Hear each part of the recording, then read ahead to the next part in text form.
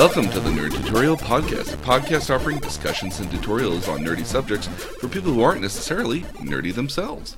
With you today is myself, your nerdy tutor, and with me as well, future Jedi Master, my mom. I am Force sensitive. She is definitely one with the Force. So, it's taken us an entire month. We watched well over almost 11 movies here at this point now to get, 10 movies to get to this one movie. Yep. And so we have finally watched Star Wars The Rise of Skywalker, Episode 9. Your first impressions of the movie. Okay, well, first off, I will say I'm really glad that I watched 7 and 8 pretty much right beforehand. And I think that increased my understanding. Okay, that's fair. So I liked the movie. Mm-hmm. You had to end it somehow, and nobody was going to be happy with how it ended. There would always be people with thoughts. Yes. So I think I want to. I think. Gosh, I have so many thoughts. What did you think of the movie? How did you like it? Because you're more invested than I am, and I'm at this point pretty invested. I have opinions on the movie here, which we'll discuss here shortly. I think it's I was hoping for a different movie. I'm pleasantly surprised with the movie I got as a result. I wanted a slightly different movie, one that didn't include the major villain, because I don't think he was relevant anymore. And I think... Oh, wait, actually, that's a great starting point. So just so we can remind everybody, we haven't said it before. We have spoilers. There are spoilers. We didn't mention it the last time because the movies were out for about, at minimum, 2 years plus. Right. So you had plenty of fair warning going into this here. So spoiler alert. So the movie starts off with the title crawl literally stating, Emperor Palpatine is alive, a broadcast from the old Emperor. Boo! Yes. This is my first problem with the movie because it's not hinted at in other movies at all. And it's a creation just of this movie. It's probably, I mean, yeah, again, it's just it's not well enticed. You can assume that the First Order was just the remnants of the Imperial Navy at this point, which gained enough sympathizers and people in it to recreate themselves, that the old forges and foundries that were building the ships just decided, okay, well, we'll just keep building ships until somebody tells us otherwise. You still have a head of the evil empire. Let's talk about this. You still have Kylo Ren. Mm-hmm. He's the supreme leader. Yeah, and he's got the Knights of Ren, and you still have an evil supreme leader. There were so many other ways they could have gone and still accomplish what they wanted to accomplish.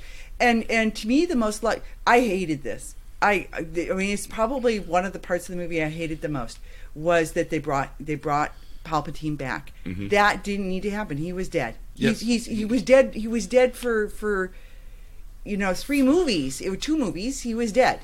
Well, I mean, there's enough to say that when he starts the movie, he's still kind of dead. Yeah. Or for the most part, dead. I mean, no, I absolutely agree. I think he served his purpose through the original trilogy, and he's an interesting character to watch as the prequels because you eventually know what he becomes. 1 through 3, you get to see him develop. Yeah, but at this point here, again, like I've said before, like I was saying, there's no mention of him by Part 7, and Part 8, there's not even a hint at it at all. Like, you wonder where Snoke comes from, but because they never really mention Snoke, it immediately goes out my head, and I don't care anymore. Well, and here's what I thought would have been more intriguing. If the idea was to have, big spoiler alert. Okay. If the idea was to have Rey be all of the Jedi, mm-hmm. couldn't you have some sort of Force be all of the Sith? He says he's all of the Sith. At one point he says that. Yes. And her response is, well, I'm all of the Jedi. Woo! But couldn't you have some sort of Force that didn't even necessarily have to be a physical presence? Could just be a Sith Force that was some sort of...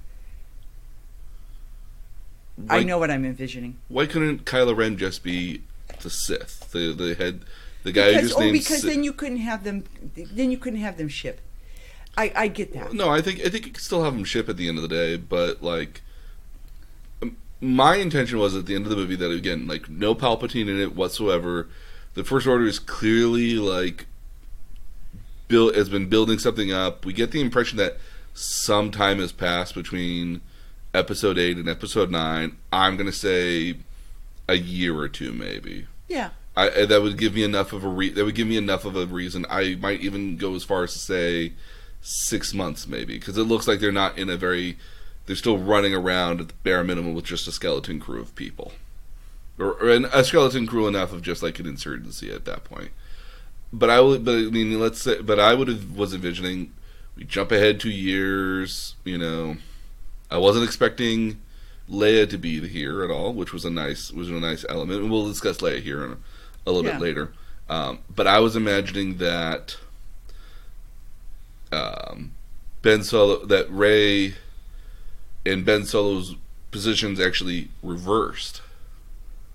That Rey, maybe learning that she is Palpatine's daughter in here now, and that would have been a reasonable thing, so it somehow finds comfort in the fact that she was the Emperor's daughter, that she wasn't just a nobody, she was somebody special, and in the process of learning about her history, that she embraces it on a certain level, while at the same time Ben Solo has this understanding that, like, wait a second, you know, like, maybe he comes to some sort of turns and realizes that he can't, you know, that what he's been doing is wrong the entire time. They somehow switch positions, and I would love that to lead into like a 10th movie of some sort, because I do like the notion that Rey being this all-powerful hero kind of at the end of the day is a twist at the end that she is becoming the evil person. But I think that would have set up for another trilogy down the line. I think that would have given the option to have the remnants of the Resistance, you know, maybe destroyed, but maybe Ben Solo and a few others, like, are able to, like, go into hiding and disappear, or they create their own version of the Jedi. They create their own version of the Sith, while Rey creates her own version of the Jedi, just the polar opposites now. Like, she's creating Sith while Ben Solo's creating Jedi, and eventually the Jedi come back and free the galaxy again, which would have been like a 10th, 11th, or 12th movie down the line, because I think if you got to keep playing this out, at some point Skywalker's got to be still. See, but you can't see if that's what happens, then you can't ship him. You can. Well, again, I mean, like, you can ship anybody. I mean, like, the number of people that have shipped Poe and Finn. Oh yeah, yeah. Yeah, well, we can talk about that. We've seen artwork. Okay. So anyways, to continue with the movie. Okay. So if we're going to talk about how it ties with 8, which I do and don't like. Mm-hmm. And B, Rey's character, because you brought up what you would have liked to have seen for her. I have some of the same thought, but not quite as excessive. Okay. And that's that. If you'll recall in 8, when she's with Luke and he's teaching her about the Force and what do you feel, and the whole blade of grass thing. Yes. Where she discovers the Earth growing and things, and then she finds the dark hole, and Luke is frightened because she just went so quickly to the dark side and she had no qualms about it. But mind you, she doesn't know any better. She didn't have any hesitation. Mm-hmm.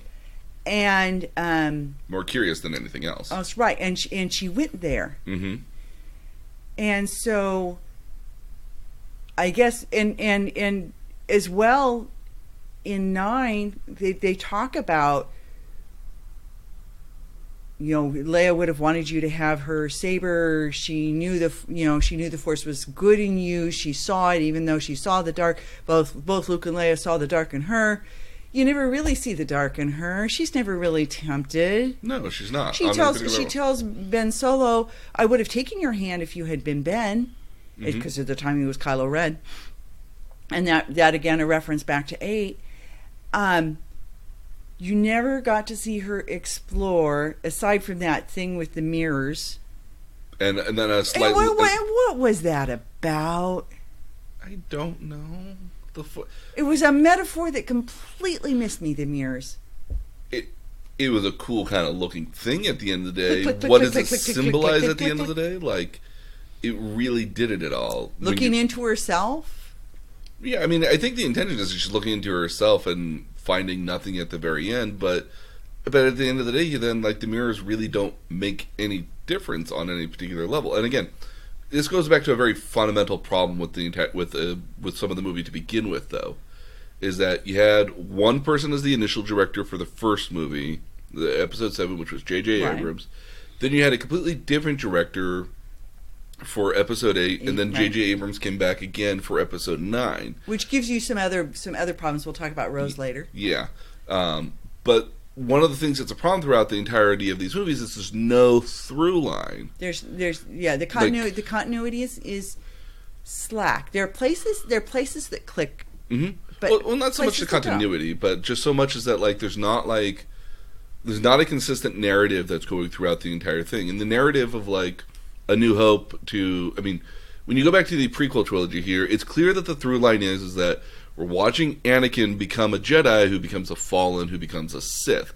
So we have a through line of we're watching Anakin kind of growing and showing the hints of being, like, impetus. Well, it's kind of the Lucifer story. Yeah, we're watching, the best person fall angel. at the end of the day. Yeah.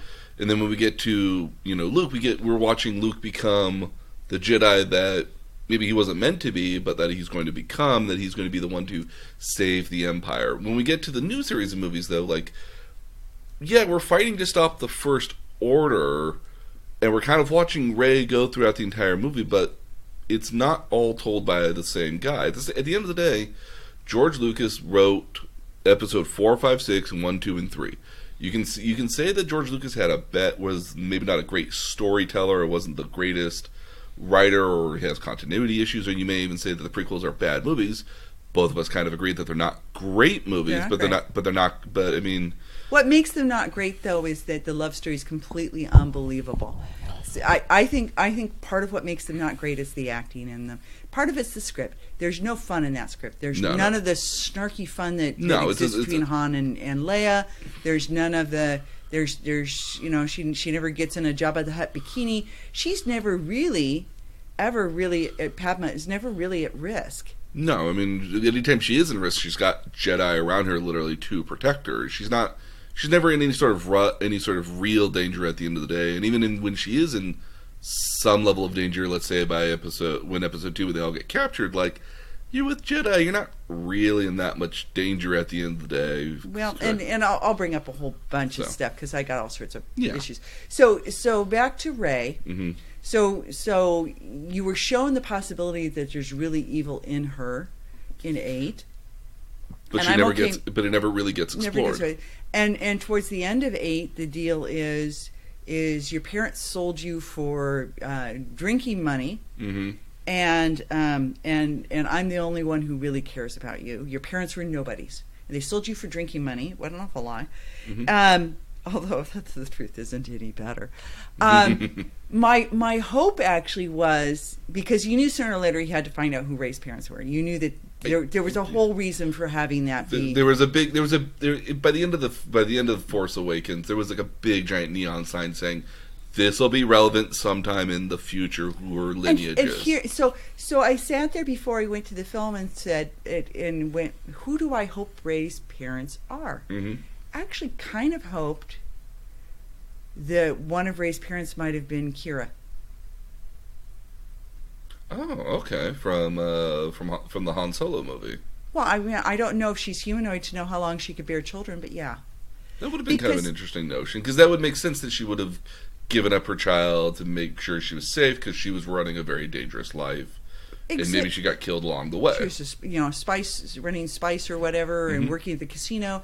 And at some point, would she hide her daughter on a sketchy planet? Yeah, maybe. Okay. So I thought, well, okay. So if I had choices, we talked about this last time. I didn't want her to be Luke's daughter. I was so relieved she wasn't Luke's daughter. Oh, thank goodness, yeah. Okay. I would have actually liked for her to have been a daughter of nobody, so to speak. Because I would have liked the intimation that the Force is in all of us. It's just a matter of being force sensitive, which is that term that keeps getting used. Mhm. That somehow you don't have to be born of the force. You can just be. You don't have to be. I like where you're going. I mean, I second the notion where I hope that Rey was just of nobody. That another force sensitive that could be just as power. Could just be what it is. It doesn't have to be the strongest force sensitive, but it's clearly she could even be of somebody, but of somebody who, because remember that, and this is a question I have towards the end too. Han Solo isn't force sensitive. No. Okay, so we can talk about it later. Okay, so we can talk about it later. But I had real thoughts. She could have been the daughter of the one Jedi, the female Jedi that sort of escapes Akasha, or the one with Akasha? the braids. Yeah. Well, probably less so, considering the different alien species. Don't. Okay. Maybe. All right. Who knows? How do we know? We don't. Yeah, that's one of those things. We don't know how honestly things don't crossbreed. She could have been if you really wanted to mess with Han Solo, she could have been the illegitimate daughter. Because we remember that he and Leia were broken up and not broken up and constantly having marital problems, right? We're also missing a very interesting which would have caused a problem with the shipping. Mm-hmm. A little incestuous there, but there were all sorts of other possibilities. She didn't have to be Palpatine's daughter to make the story work. Mm-hmm. And Palpatine didn't have to be Palpatine. Palpatine didn't even have to be there. Now, mind you, you could have mentioned that maybe, she was the daughter of Palpatine, but he didn't even need to be there at all. You could have literally had the whispers of him through the Force, and that would have been enough to have justified it. And even you could have had some sort of Darth Maul looking thing that was the head of the Sith that had been secreted away all those years. Oh, I would have liked. I mean, that's actually an interesting part. I would have liked to have seen like some sort of ancient Sith individual, just kind of like in waiting for whatever was going to come and replace him, and then like as soon as something replaces him, whether that was Rey or Kylo Ren, he just like turns the dust or something, and thus the lineage, the Sith never die or anything like that. Cool. Yeah, there were all sorts of other cool options. I don't know why you had to bring this full circle to the Emperor to make it work. I think it's because I think what ends up happening at the end of the day, the story is largely on the bit notion of the Skywalker lineage. Whether you start as Anakin, you go through Luke, and thus you go through, I guess, Rey at the end of the day now, but you go through this lineage, this lineage, and somehow, like, your past means something. Which is why we'll talk about what I hope for in later movies, because that'll be a completely different thing, because there's going to be more movies. There cannot not be more movies eventually down the line, so... Yeah, if you read anything, you read a lot about that. So my wish is, because I found it helpful in watching the other movies to sort of make this list of what do I hope. What do you hope that you get out of it? What do I hope we get out of it?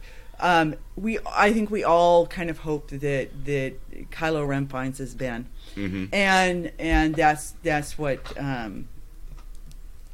That gets fulfilled, and you get to see him stand alongside his mother and father, and take the mantle of leadership, whatever form that takes. So yeah. I think we all kind of hope that that's going to happen.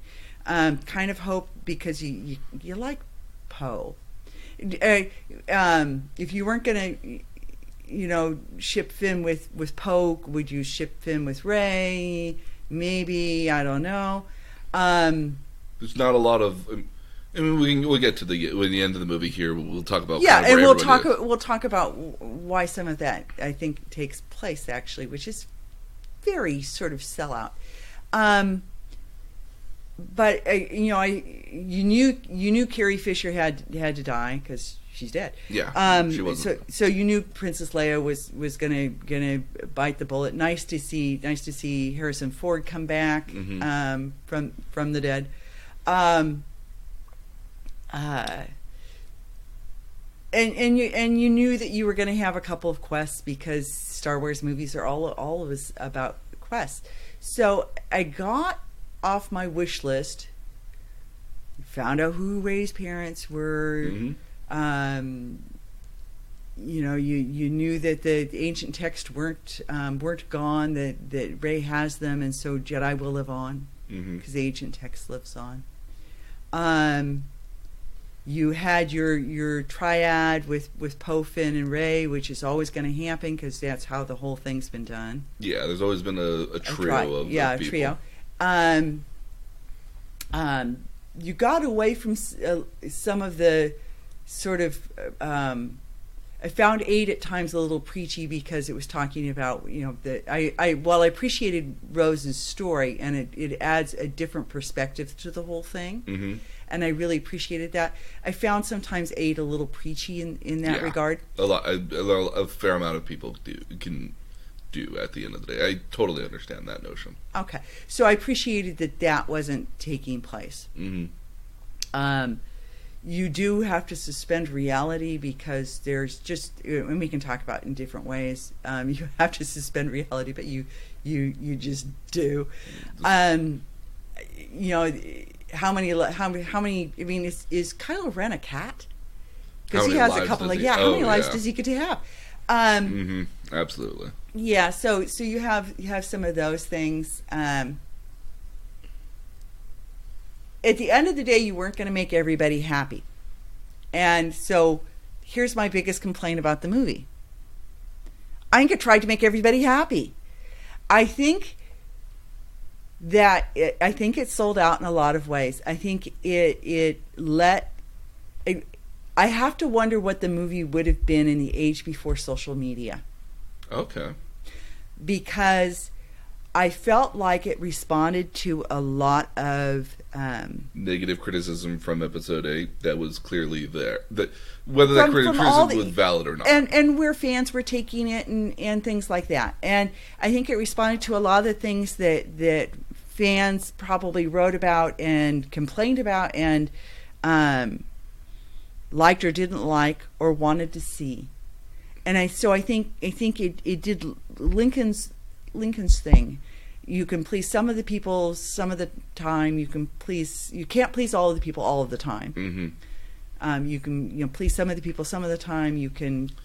I think a lot. Again, my major complaint with the movie here was that is somewhat similar to yours, but I think where I know Episode 7 gave us a lot of interesting options the world could go, and Episode 8 really threw us for a loop. I was expecting. I mean. The way I've heard this movie described was that the band got together, they played their old classics, they did a bang-up job, it was really great, they didn't do anything new, so it was like watching a tribute concert at the end of the day. I really wanted, I like that analogy at the end of the day, but I really do wish that at the end of the day that they were willing to do more to, say, change the status quo of the galaxy, change the dynamic to allow that, like, because again, like Disney in a meta context here, Disney is not going to say this is the last Star Wars movie. There's no reason for them A, to do that, and then at the same time B, like these actors are still fairly young that you can still have them come back for more movies. I'm more surprised they didn't allow themselves to go to have the series end at movie 10 and have another movie another 2 years every couple years. It's a steady paycheck that you can keep going. If only right now that maybe you say no more new Star Wars movies for a few years, let's focus on building more of the world through The Mandalorian, which is going to have a second season in later on this year, an Obi-Wan Kenobi thing, a Jango Fett sort of thing, like more of these like other side stories, building the world. I can understand that, and certainly they're doing more with the Disney Plus is doing more with their animated series like Rebels and now Resistance, so they're clearly doing that. My biggest problem here is that you had the opportunity to change either the status quo or create more options and opportunities in the universe that would keep you going for a long period of time that people could work off of, and you squandered that. Okay, so I guess my question to that end is, because I had read an article that talked about they were going to give it 3 years off, and then they were going to go back to having them come out every 2 years. Yeah, which is fair. And And my response to that was, how long does the Resistance have to keep on fighting? I mean, how many times can you replay the same story? And I think at some point it has to be over. It really does. It can't just continue to be the same story. Now, what you could do is play the political intrigue of, now that it's over, but you've lost your leader, because you've lost Leia, and you've lost your leadership. I mean, what do you have? You have Rey. Rey's young.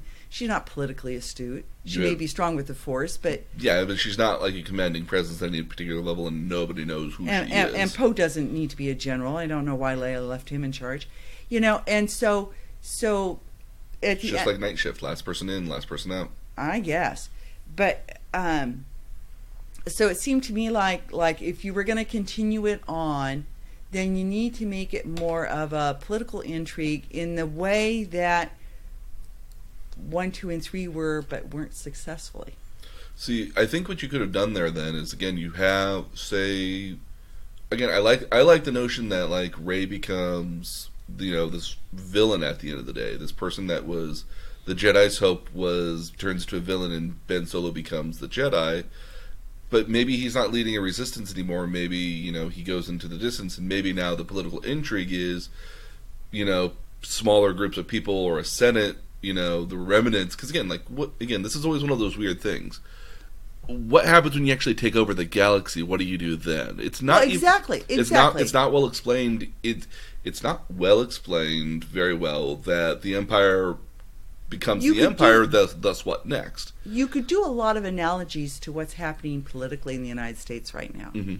You could do it that way. And that's where I think the story could go. Again, if the First Order takes over the galaxy, they have to have this Imperial Senate. There's maybe this, Galactic Senate, which was in power. You could destroy everybody, but then all the rest of the worlds would just gang up on the First Order, because clearly maybe the First Order is, with the loss of Ben Solo with Kylo Ren, maybe they don't trust Rey as much, or maybe Rey becomes big baddie, but the First Order doesn't agree in that particular direction or something. Well, what happens to the Knights of Ren? Theoretically, they're all killed at the end of the day. Well, let's go through more of the story here, because we've been talking very abstractly here. So the Emperor's alive apparently.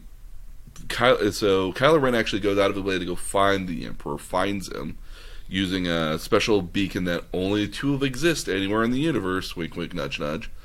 But we know what we're looking for. Oh, yeah, clearly we do. We know what it looks like, because it's in the ancient text.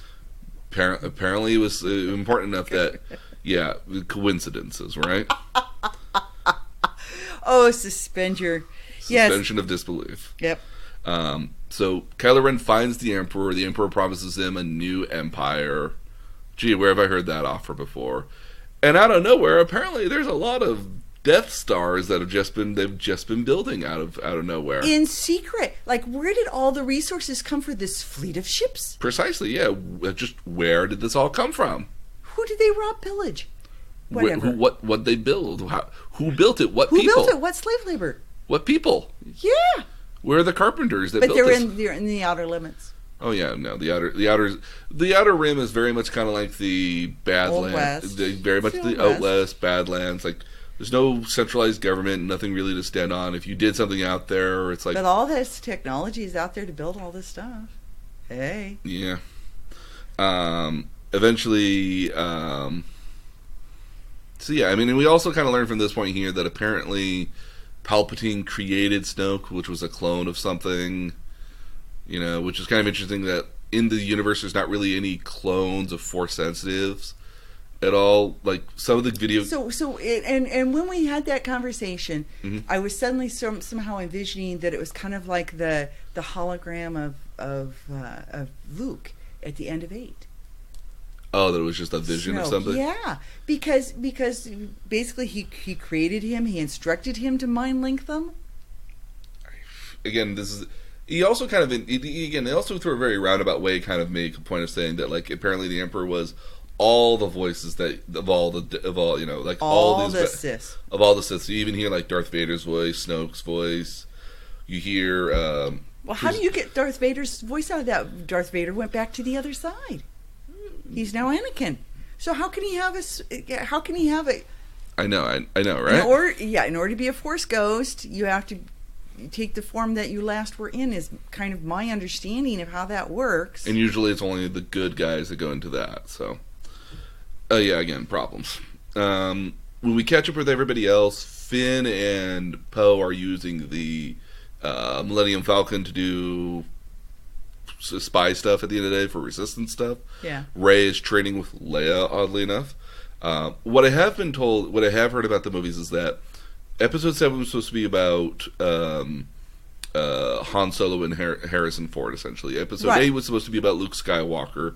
Then Episode 9 was supposed to be about Leia, but unfortunately her untimely death, Carrie Fisher's untimely death, kind of squandered that and had to basically change what was like literally a year ahead of time worth of stuff, because she passed away in 2016. 16 or 17, 16 or 17, yeah. And so by the time they would have been filming the movie here, it would have been 2000, maybe at the tail end of 2017 going into 2018. If you give a year and a half to do all the special effects and everything, you can see where it comes out in late December of 2019.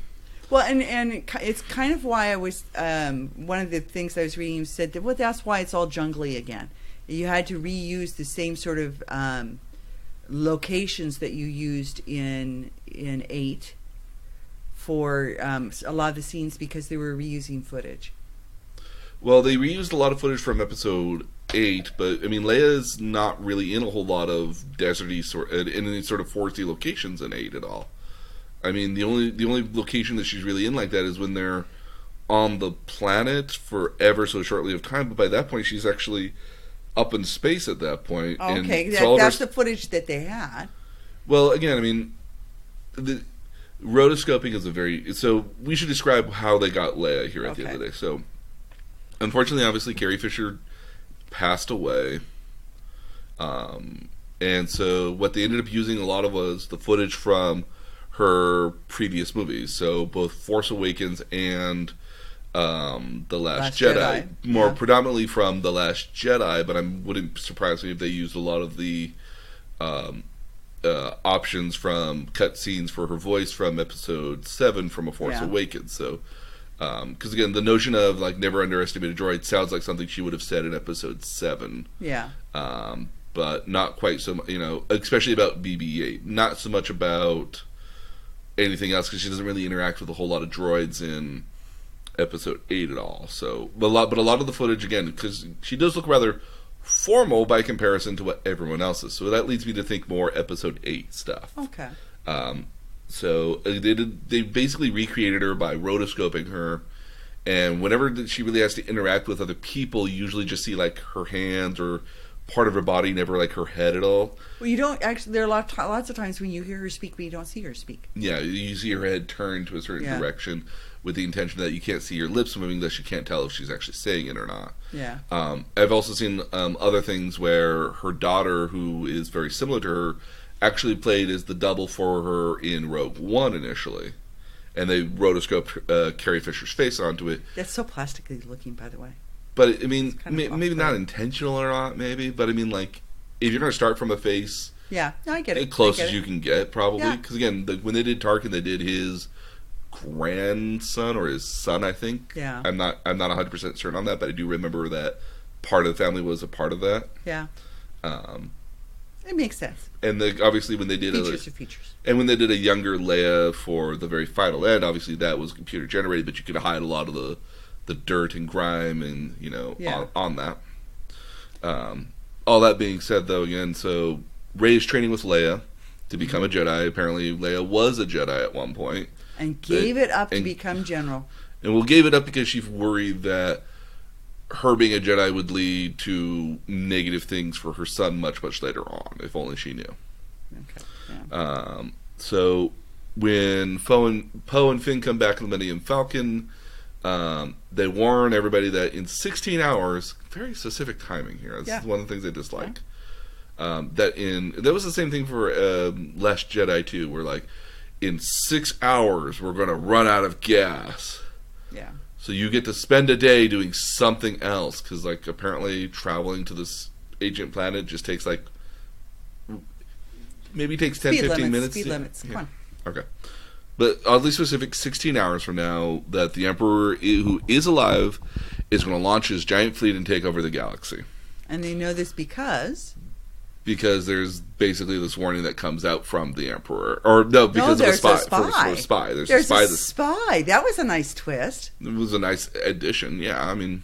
That was a nice twist. So there's a spy. Who's the spy is funner. Who's the spy? So apparently they learned from the spy that this ancient Sith planet is where they're building all this stuff at. Rey's like, wait, hold on. I've heard of the name of that before. Flip through book.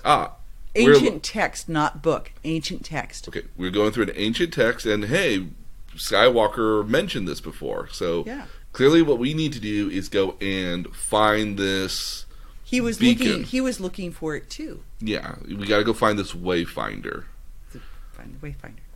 So eventually they get to this. So the entire crew, as I'll call it, so it's Chewy, Finn, Poe, and Rey.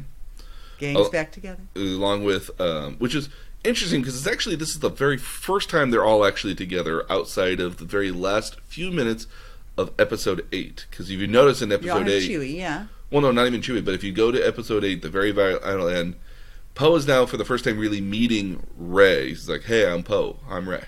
It's like their first time they're actually meeting. So like this is really like the first time the trio is actually doing stuff together. Yeah. So, but you get the impression they've done stuff before. You do. Yeah, like why I think like a year or two has passed, and that's why you get the impression. Yeah. Plus, Rey seems a lot more confident in her abilities with the Force at this point. Like clearly, she's had time to use. Yeah. At this point here, we get to a new planet here, and they find out that there is a clue left behind on a ship. The clue that they find, actually not on the ship, but they find is a dagger that's got Sith writing on it. Yes, and who can read Sith writing? Why, our translator droid C-3PO, who was just casually there, and everyone actually, this is one of the fun things I do like, is that they all just don't give two shits about C-3PO being there. Like, C-3PO is like, you didn't ask if I was okay, and everyone's just like, ignores him. Yeah. Which is perfect, because that's just the way I wanted to treat a droid we don't care about. He's just sort of an annoyance anyway. But it's interesting that they found a purpose, or at least a purpose for him, at least this time. Yep. Because the last two movies, like, they really didn't have a purpose for R2-D2 or C-3PO. They were just sort of along for the ride because they're supposed to be. And then even this time, R2-D2 really doesn't do a whole lot of anything. So I do appreciate that notion at the end of the day, that that these characters are just here, but they don't serve any real purpose. Except for this one time in which he kind of does serve a purpose, finally. Except he can't translate it because he's forbidden. Yes. Because it's Sith language. So apparently during the creation of the Empire, the Emperor passed a law saying that no droids could translate Sith. Now, they can read it perfectly fine, but they can't translate what it says at all because it's hardwired into their programming. Right. So they've got to go. So as C-3PO is explaining this here, Chewie's got the dagger, and suddenly the Empire is caught up to them rather quickly. And they've got to find a code breaker. Well, before that, though, Rey is out in the middle of the desert because she senses Kylo Ren coming, who is literally, I think, going to just do a hit and run with his TIE fighter, just go right after her. So it's the scene you see from the trailers where she does like the backflip, cuts off a wing. Yeah. But in the meantime, though, Chewbacca's been captured by the Empire. He also has... Oh, I hate this. This is the thing I really do hate, but I would have appreciated more had this actually been what actually happened. Yeah. So, in the process of Chewie getting captured, he gets taken on a transport and they fly off. Now, Finn points out that the transport has got Chewie on it, so Rey starts using the Force to pull the transport down. Kylo Ren, who, again, miraculously used one of his 9 lives, didn't die in the process of getting, blown up in his spaceship. Yep. Again, really, come on. These other TIE fighters are like paper, but yet he just just walks out like not a scratch, no blood or anything. Just do. Oh, can we also mention Kylo Ren has a helmet? His helmet again. But it's got red on it. So it's like it's all welded up, but all the marks are still red. Like whatever was used to weld together was red. either keep the damn thing on or take it off.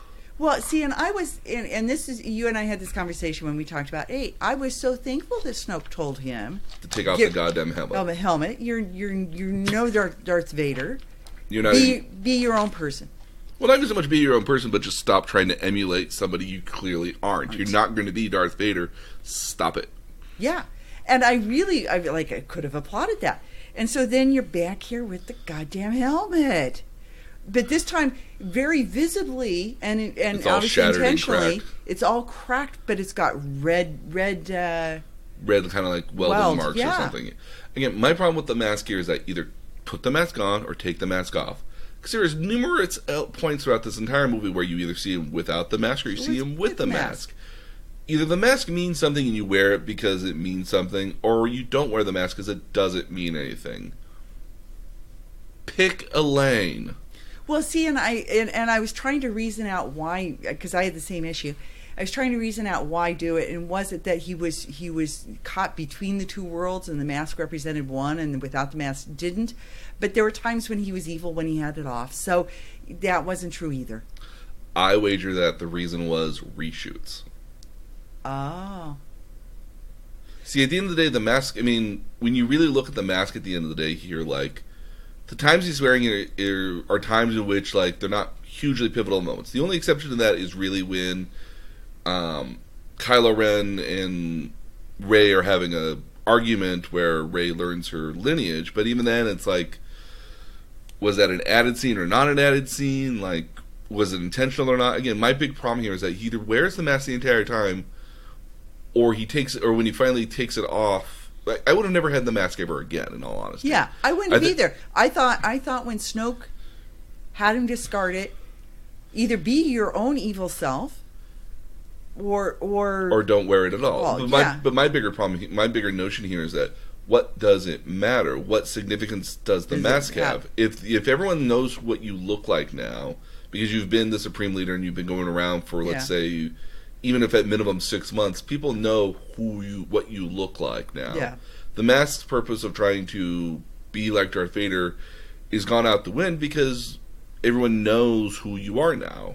Yeah. It does. I mean, beforehand when he was wearing it in Episode 7, like, it was meant to signify, I am the new Vader. I am the new Vader. I'm being like my grandfather who was Vader, who did wear a mask. Yeah. When he takes it off, he's turning into his own self, his own Sith being at that point.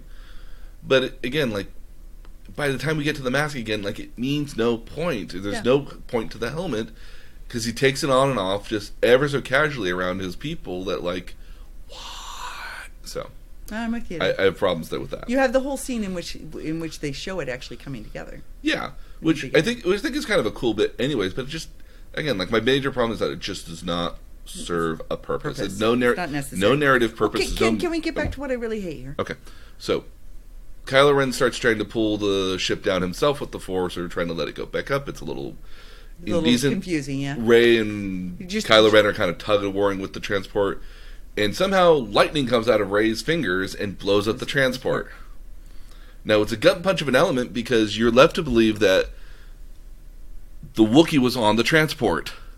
Chewy was on the transport. You are told the Wookiee is on the transport. Yes, and so you believe that Chewbacca is dead. Which is what I hoped for. Now, I feel horrible for thinking that Chewbacca dies because he's one of my favorite characters.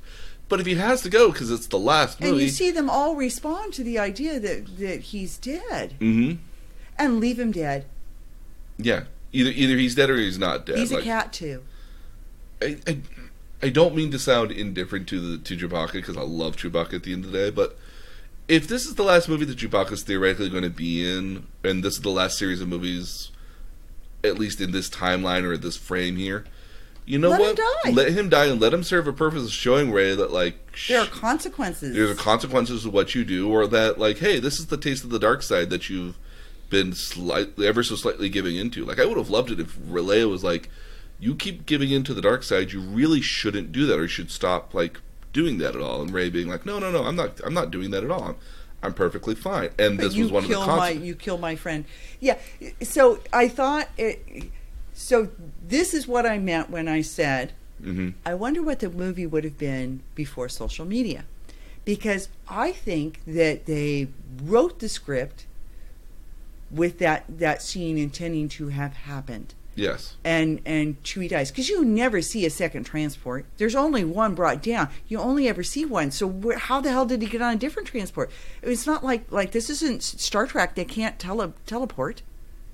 Okay? So where the hell did the concept of a second transport come from? I personally think that because of social media and what they knew would be the fan outcry, somebody said, oh, you can't really do that. I I think mean, it's. he appears in later scenes. I get that, but does it really serve a purpose in later scenes? Really, though. No, I think this was one of those things where they gave in to what they thought fan reaction would be, rather than sticking with what should have happened. And what really should have happened is you've lost Hans. You're about to lose Leia. Lose your Wookiee. Yeah, and I think it would have served a more thematic, more. It would have been a lesson. It would have been a lesson in the fact that the Force needs to be controlled, that you can't use it willy-nilly. If there are no consequences for using the Force, and this is something that Luke talks about in 8. Mm-hmm. If there are no consequences for using the Force, then what purpose is there to having it? Yeah. So they should just let him die. No, I agree, and I think at the end of the day here that one of two. I think at least two different things happened. I don't think it's social media that gave it away. I think part of the problem was that there was an initial draft that was written, because there was an initial draft and treatment written for what was Episode 8, and they liked this notion of the Wookiee dying. So I think that's where this initial part came in. But I think J.J. Abrams, who got reintroduced back into the movie here, instead of getting the initial the director who was going to be a part of the movie, right, was going to be a completely different director here. So it was going to be a completely different person leading the story instead of J.J. Abrams. Had this initial scenes in there, and they decided, "Oh, hey, let's keep that. That seems really useful, powerful. It's powerful. It's interesting. It's a great red herring at the end of the day." Yeah. But I also think part of the other thing that might have happened here is that when Carrie Fisher died, I think that the notion was, okay, maybe we don't kill the Wookiee because we got to have something left over. Something has to survive. Something has to survive, because maybe Leia was supposed to survive at the end of the day throughout all of this. So I think because again, when you really look at the movie here, and we'll discuss later on, the Wookiee plays no additional purpose at all. Like, right. You see him kind of in the background. So he flies a ship. Yeah, but like there's not a whole lot more for him to be doing at a certain point. You don't see him really buddy up with anybody. He's just one of the gang. Yeah, I mean, he's certainly beloved, but you don't see him. It's like he doesn't have another Han Solo moment. It's like the cat that lives at the house, but it's not really your cat. It just is there with the house, and you you love having the cat with you. So again, I would have been perfectly happy if this was how Chewbacca died. Yeah. So that's improbable thing number one. Well, not number one. Okay, not so much number one, but it's big improbable thing. Number one is that somehow there's a second transport that we never saw, and we never saw anybody walk onto, because we saw Chewie walk onto the transport. Mm-hmm. There's a second transport out there somewhere that we never saw, and that one didn't blow up. Clearly, yeah.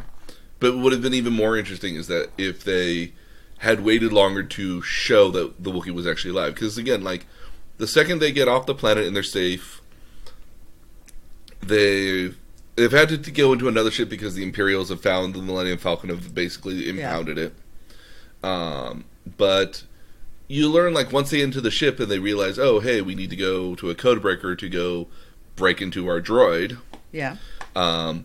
Another scene happens just shortly thereafter, which explains that the Wookiee's still alive. Well, she literally says, "I feel him. He's on that ship." Well, no, but there's a scene before that, literally like minutes after he supposedly dies, that shows like, oh, hey, yeah, no, we brought an interesting character from the planet. We have somebody for you, yeah. Yeah, so it's not as though like what would have been more interesting is that, and this goes on to the next scene, is that when they get to Kylo Ren being on the, maybe Kylo Ren, everyone else leaves with Rey, and everybody else leaves in this extra ship to get away at this point because they got no other choice but to leave. Kylo Ren finds Chewie's bag, because they didn't take the bag up with the ship at all, and they find the dagger, which would have been a reason for the dagger to go with Kylo Ren. Yeah. Now, if Chewy has the dagger that has the clue. Sith's writing. Yeah, it's got the clue. But in the meantime, they learn though they don't. In the meantime, they learn that C-3PO has an image of it in his. Yeah, he's recorded the language of what was on there. He just can't tell anybody what it is. It's right. Basically playing secret code. Like, I know what it is, but I can't tell you. As it turns out, you have to have the dagger. We didn't know that at that time. We didn't know at that point that the dagger actually had any purpose to it at all. Which is really big stupid thing number 2. But would have explained why there would have been a rewrite here to make it to have to go get the dagger, which meant you could go get the Wookiee at the same time, thus bringing back the Wookiee. If the dagger just had the Sith writing on it and it was a weird-looking dagger to begin with, you could have just gone with whatever's on the dagger and moved forward from there. Okay, we'll move it forward to where you need the dagger, because that's really stupid, too. Okay, so they go and... so this also goes to another weird element here later on. We'll discuss that very shortly here. They go to a place called Kijimi, where they find out that Poe is a former spice runner. Yes. And spice being a drug, not like herbs and thyme. Or, peppers or salt. Use them properly, they're a drug too. Ooh, yeah. Yeah. So he happens to know, like, a person who could break C-3PO's programming to let them translate the Sith stuff here. Meanwhile, on this planet, Kylo Ren has followed them for whatever ability to find them here. Right. The Knights of Ren have followed our crew and Rey and company. So what ends up happening at this point here is that they learn that apparently wherever they need to go, they need the dagger, and it's supposed to be on the moon of Endor, which is where the old Death Star was. But they need the dagger first. When Kylo Ren's ship gets there, Rey's like, "Wait, I sense Chewy." Which again, if you didn't have the initial scene of Chewbacca being up there at all, you could say that Chewie is up there and that you sense that Chewie still had the dagger. Yeah. You could have like a roar in the distance, and Rey kind of like feels it's like, wait, I know that roar. Chewbacca's alive. You could have had that moment, which could have revealed. So more of a like when she discovers it, we all discover it. So it's a lot more impactful. That actually would have been better if you were going to have him survive. I still think he should just die. I agree. So. And so, thus, as a result here, Rey, Finn, and Poe go up to the ship to go and save the Wookiee and get the dagger. Poe and Finn go and save the Wookiee, but as a result are captured along the way because they fail to get out of the ship. Right. And we get to meet our own friend, General Huxley, again. Yes. Who's been kind of just stalking in the background. He's so resentful and full of venom. Yeah. It's unfortunate. Love him. Yeah, I do too. I'm upset with what happens shortly thereafter. So yeah. There is somebody who could have embodied all the Sith. No. Yeah. Too Weasley, and I don't mean that in the Harry Potter sense. Oh, I think you could have had him suddenly. He has the right kickable face for it. Yeah. I totally agree. He has the right kickable face. What ends up happening here is that the First Order here has decided that Chewbacca, Finn, and Poe are to die. Just as they're about to die, General Huxley decides, no, I'll be the one to kill him. And he takes out the stormtroopers that were going to kill him, and then reveals to them, is like, I'm the spy. And his rationale for being the spy is that he doesn't care if they win or not. He just wants to make sure that Kylo Ren loses. Because apparently he's been... Loser! Well, again, because he was abusing him back at the end of Episode 8. Just basically just force crushing his nether regions. To better explain it. That's an interesting way of terming it. It is. I think that's the best way to describe it. But so... I would have liked it if Kylo Ren was still doing that to him, just showing how much more powerful he is versus him, and that really just putting him in his place. But it makes sense that if he's going to be the spy, maybe this is the reason why he's the spy. It does make sense at the end of the day. Yeah. Meanwhile, Rey takes a bit of getting there, though. Yeah. he eventually leads them to the Millennium Falcon, which is there on Kylo Ren's ship. So they retrieve the Millennium Falcon again, which is How old is the Millennium Falcon now? it's got to be at least a couple. It's like 50 years old. It wasn't new. It's assumed that when Han Solo, the movie is going on, when they first escape Corellia, which is the planet that Han Solo starts on, they're actually building the Millennium Falcon there. Okay.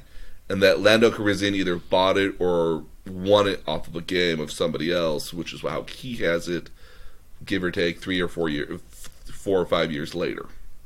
Not well explained. But I have to assume the ship has got to be at least 40 to 50 years old. Or I would assume maybe 50 years old at this point. Would you fly on a 747 that was that old?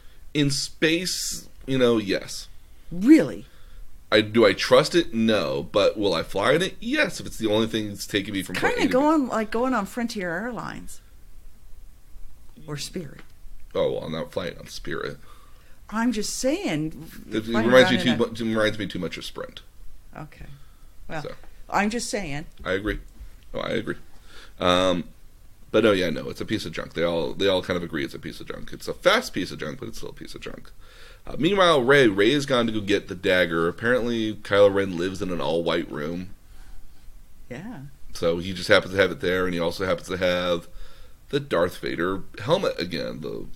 But he's not in the room. It's important that you say he's not in the room. He is not in the room. He is on the planet while Rey is in space. Right. And yet somehow... when we say helmet, we don't mean the thing he goes sporting around. We mean the thing that's all melty... Darth Vader's helmet that got melted at the end of Episode 6 when he got the fire treatment. Yep.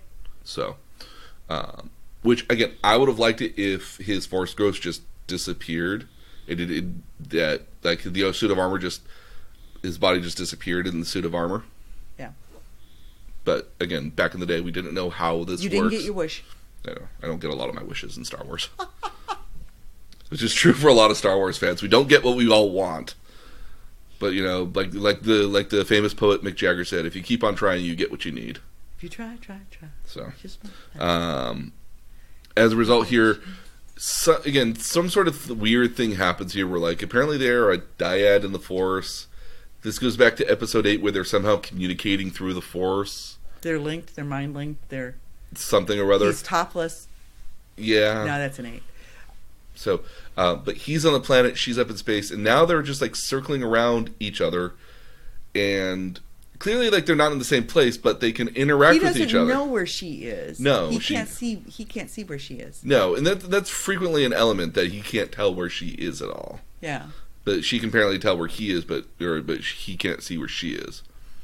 But they end up having a lightsaber fight, despite being in 2 different places, yet somehow they're interacting with one another. It's kind of cool. Now, the only reason the Empire knew where they were on the first planet that they went to was because somehow Kylo Ren, grabbed a necklace that was on Rey, ripped it off her, and somehow he had it wherever he was. So somehow, force teleportation suddenly is existing now. Yeah. Which comes up to a point later on as well. But somehow they're fighting in a room, and yet they're not there at all. They're not there. They're in 2 different places. They're basically... I actually think that was really well edited. I like how it's well edited because clearly it's either the same movement and tracking shots with the camera, or they're repeating it as they're doing it the entire time, which I think is a cool element because it's not something we've ever seen before. Yeah, it's really well shot. Yeah, and the only reason Kylo Ren eventually realizes that where she is because they somehow knock the pedestal over that's holding onto the Darth Vader helmet. And it shatters. And the Darth Vader helmet lands where Kylo Ren is at, outside of the ship. And he's like, oh, so that's where you are. It's not like there's more than one of that. Yeah. Rey escapes. Now she's got the dagger with him. The Millennium Falcon picks him up. But in between this entire process, this is where Kylo Ren has explained to Rey that Palpatine was your father. You were not... Billy D. Williams, by the way. Oh, yeah, Lando Calrissian is back. Billy D. Williams is back. Thank goodness he's back. We needed some class in this movie. Yeah. Living class. Not that Leia is not classy, but Carrie Fisher's not around anymore. And if you were going to save the Wookiee, you could have done something between the 2 of them. You get a little hint of it, but yeah. It would have been nice to see. It would have been nice if Billy D. Williams had a more crucial element in this movie. Because it was just waiting to, again, the band got back together. Use the band. Yeah.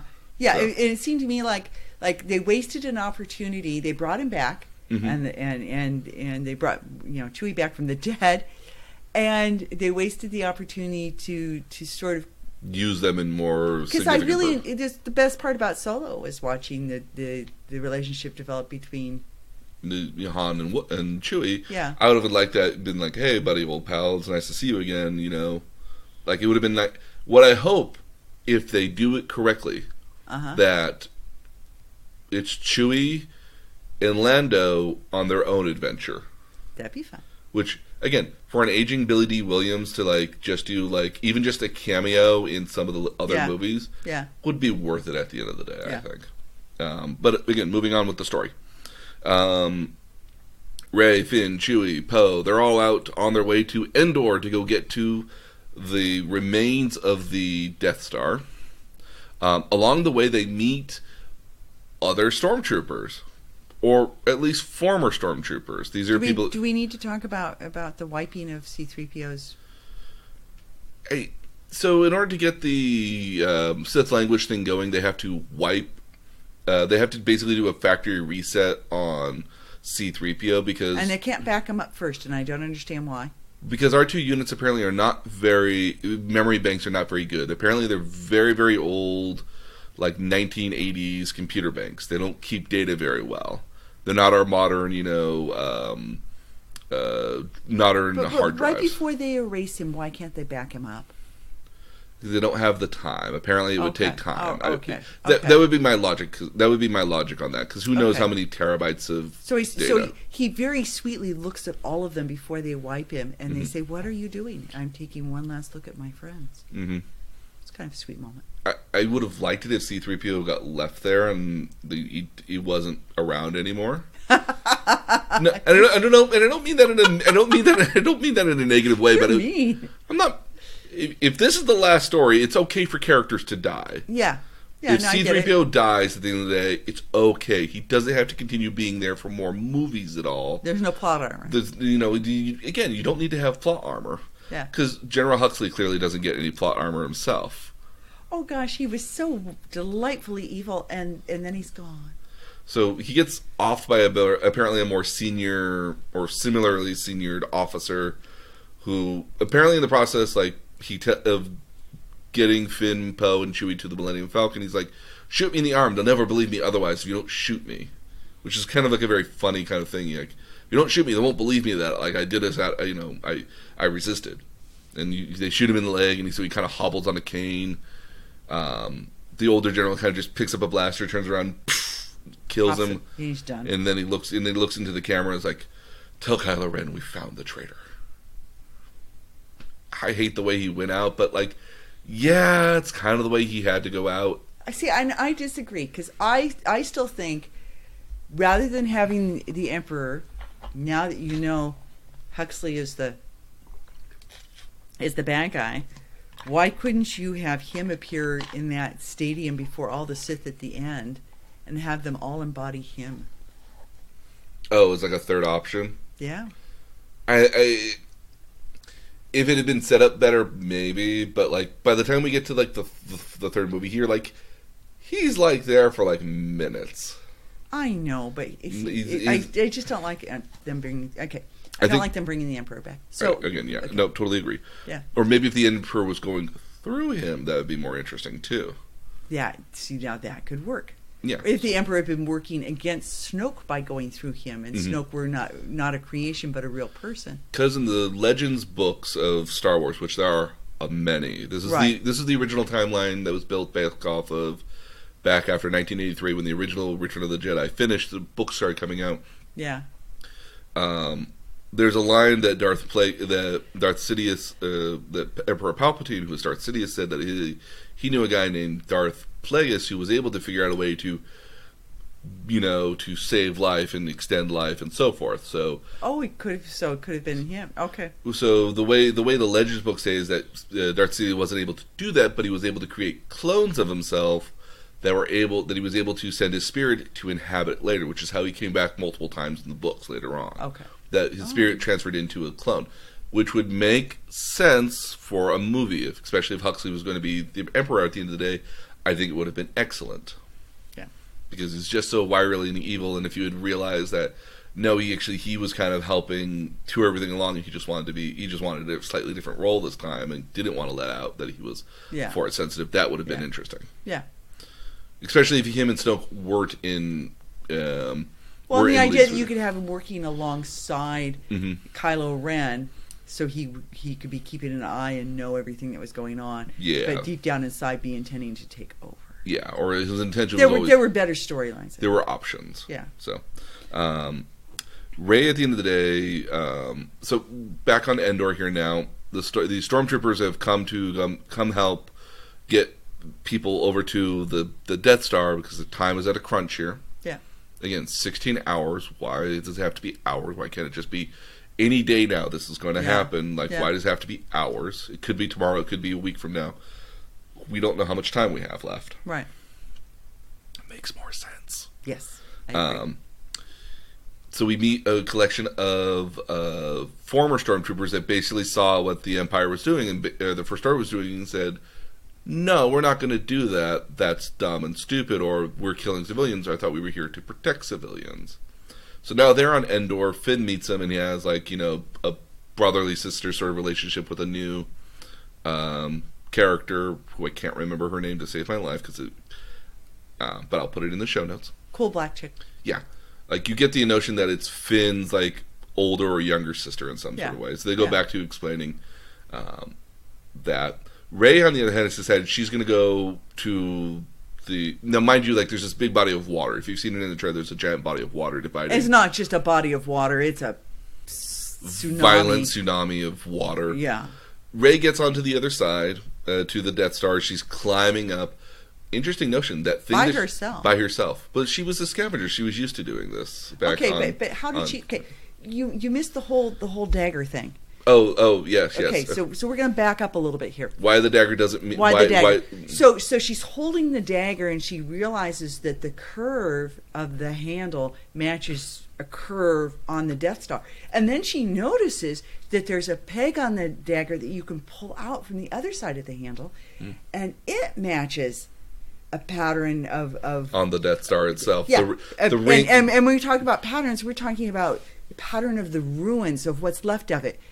Like you had to be standing in that specific spot for that to work. And none of it, despite the fact that you were in this violent water environment, nothing's moved, nothing's deteriorated further. I mean, we're talking like ruins. We're also assuming that this dagger, which in theory had been around, let's give the benefit of the doubt, 20 years.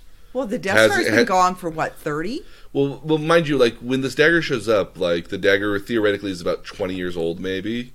We're assuming, but again, these are ruins. What's not knocked down, and the little peg thing is actually showing where the Death Star's where the locator is. Well, not what just the locator is, but it's meant to line up with the where exactly it is on there. But this is a total mockery, which is why I think the dagger was an addition that gave the reason to save Chewbacca at the end of the day.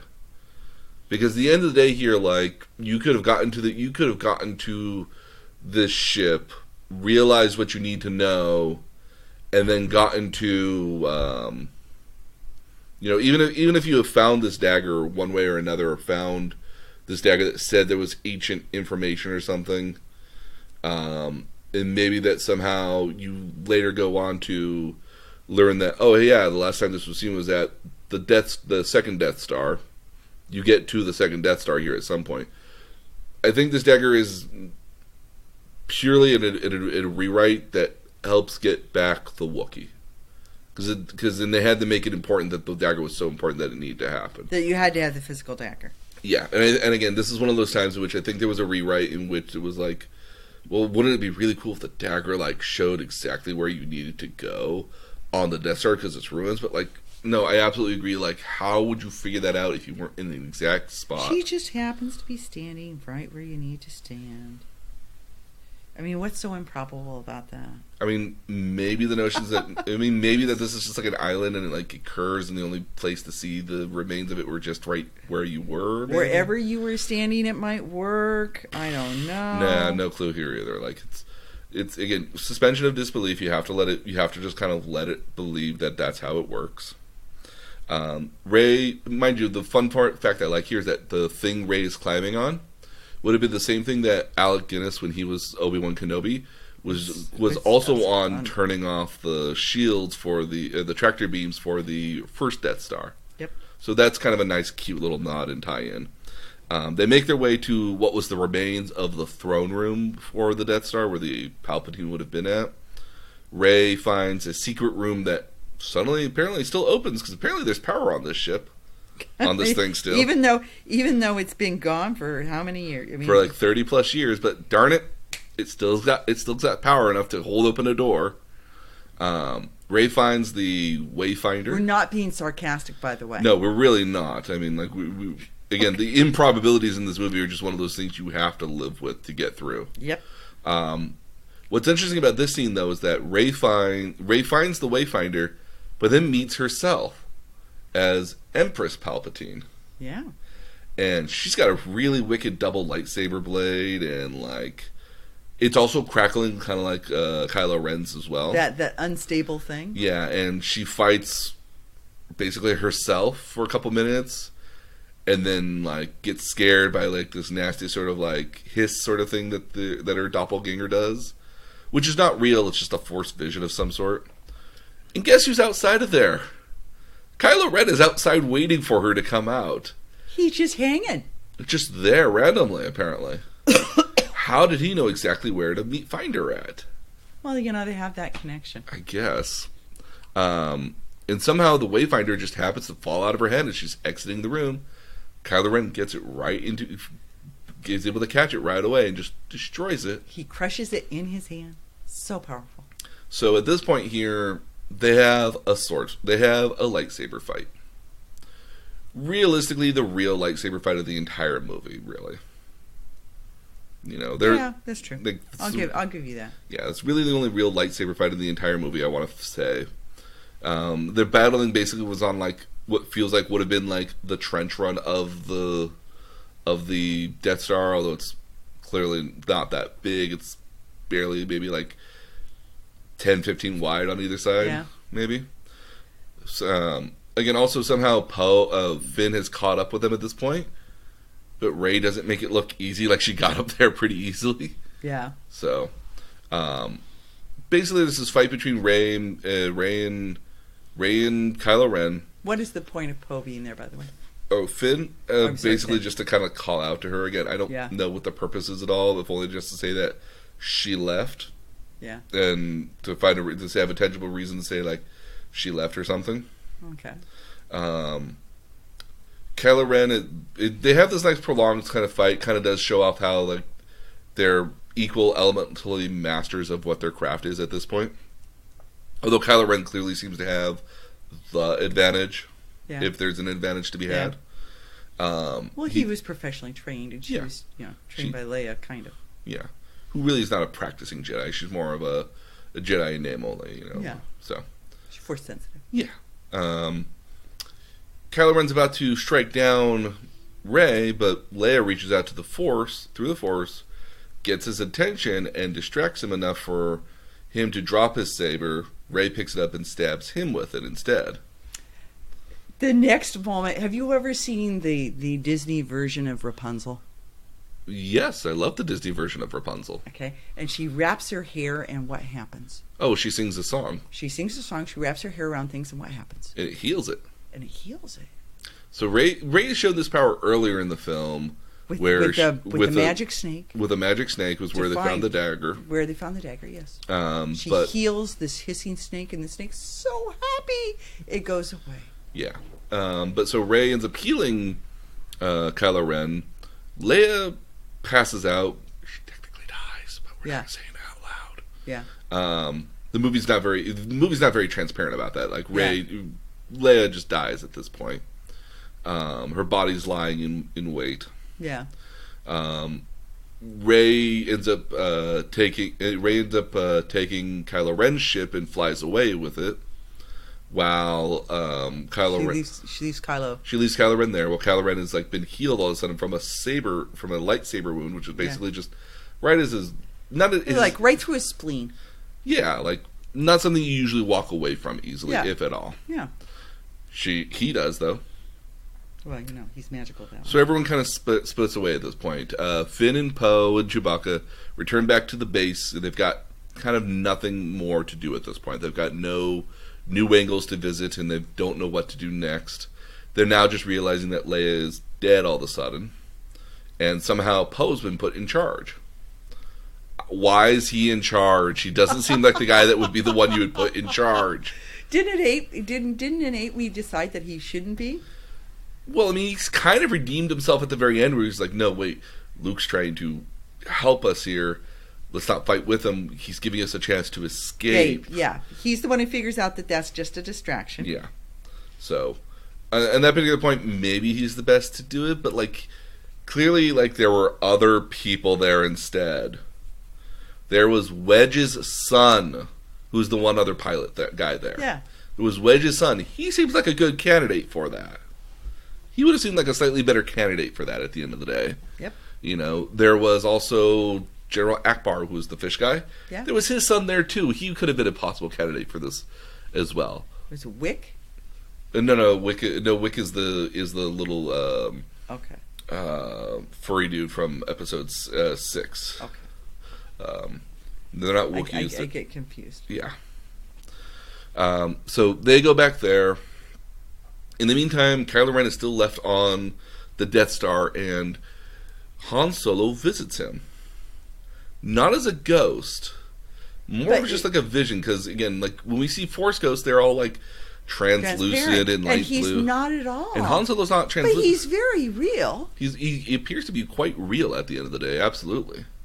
Which leads me to believe this is Kylo Ren having an existential crisis. Well, first of many. Which is not very often that you get to use that phrase at the end of the day, which is why I love saying it. An existential crisis, and realizes that, and he repeats the thing I'm afraid that I don't have the strength to do it. I know what I have to do, but I'm afraid I don't have the strength to do it. Which is a line from previous movie. Oh. He says that when he goes to kill Han Solo, yes. Yes. I thought you were talking if it was from a different movie. No. No. On every movie, though, there is a line that says, I have a bad feeling about this. That's apparently a phrase that gets repeated very frequently in all the movies. It's a catchphrase. It's good. I don't think it's a great one, but it's still decent. Yeah. So Kylo Ren, after having this nice heartfelt sort of moment with his father, his father touches his face. It's like, yeah, you can do it. Throws away his red saber, his red crossguard saber, the fuzzy thing. Yeah, and it's left ambiguous what happens to him at that point here. Yeah. So we'll come back to Kylo Ren a little bit later.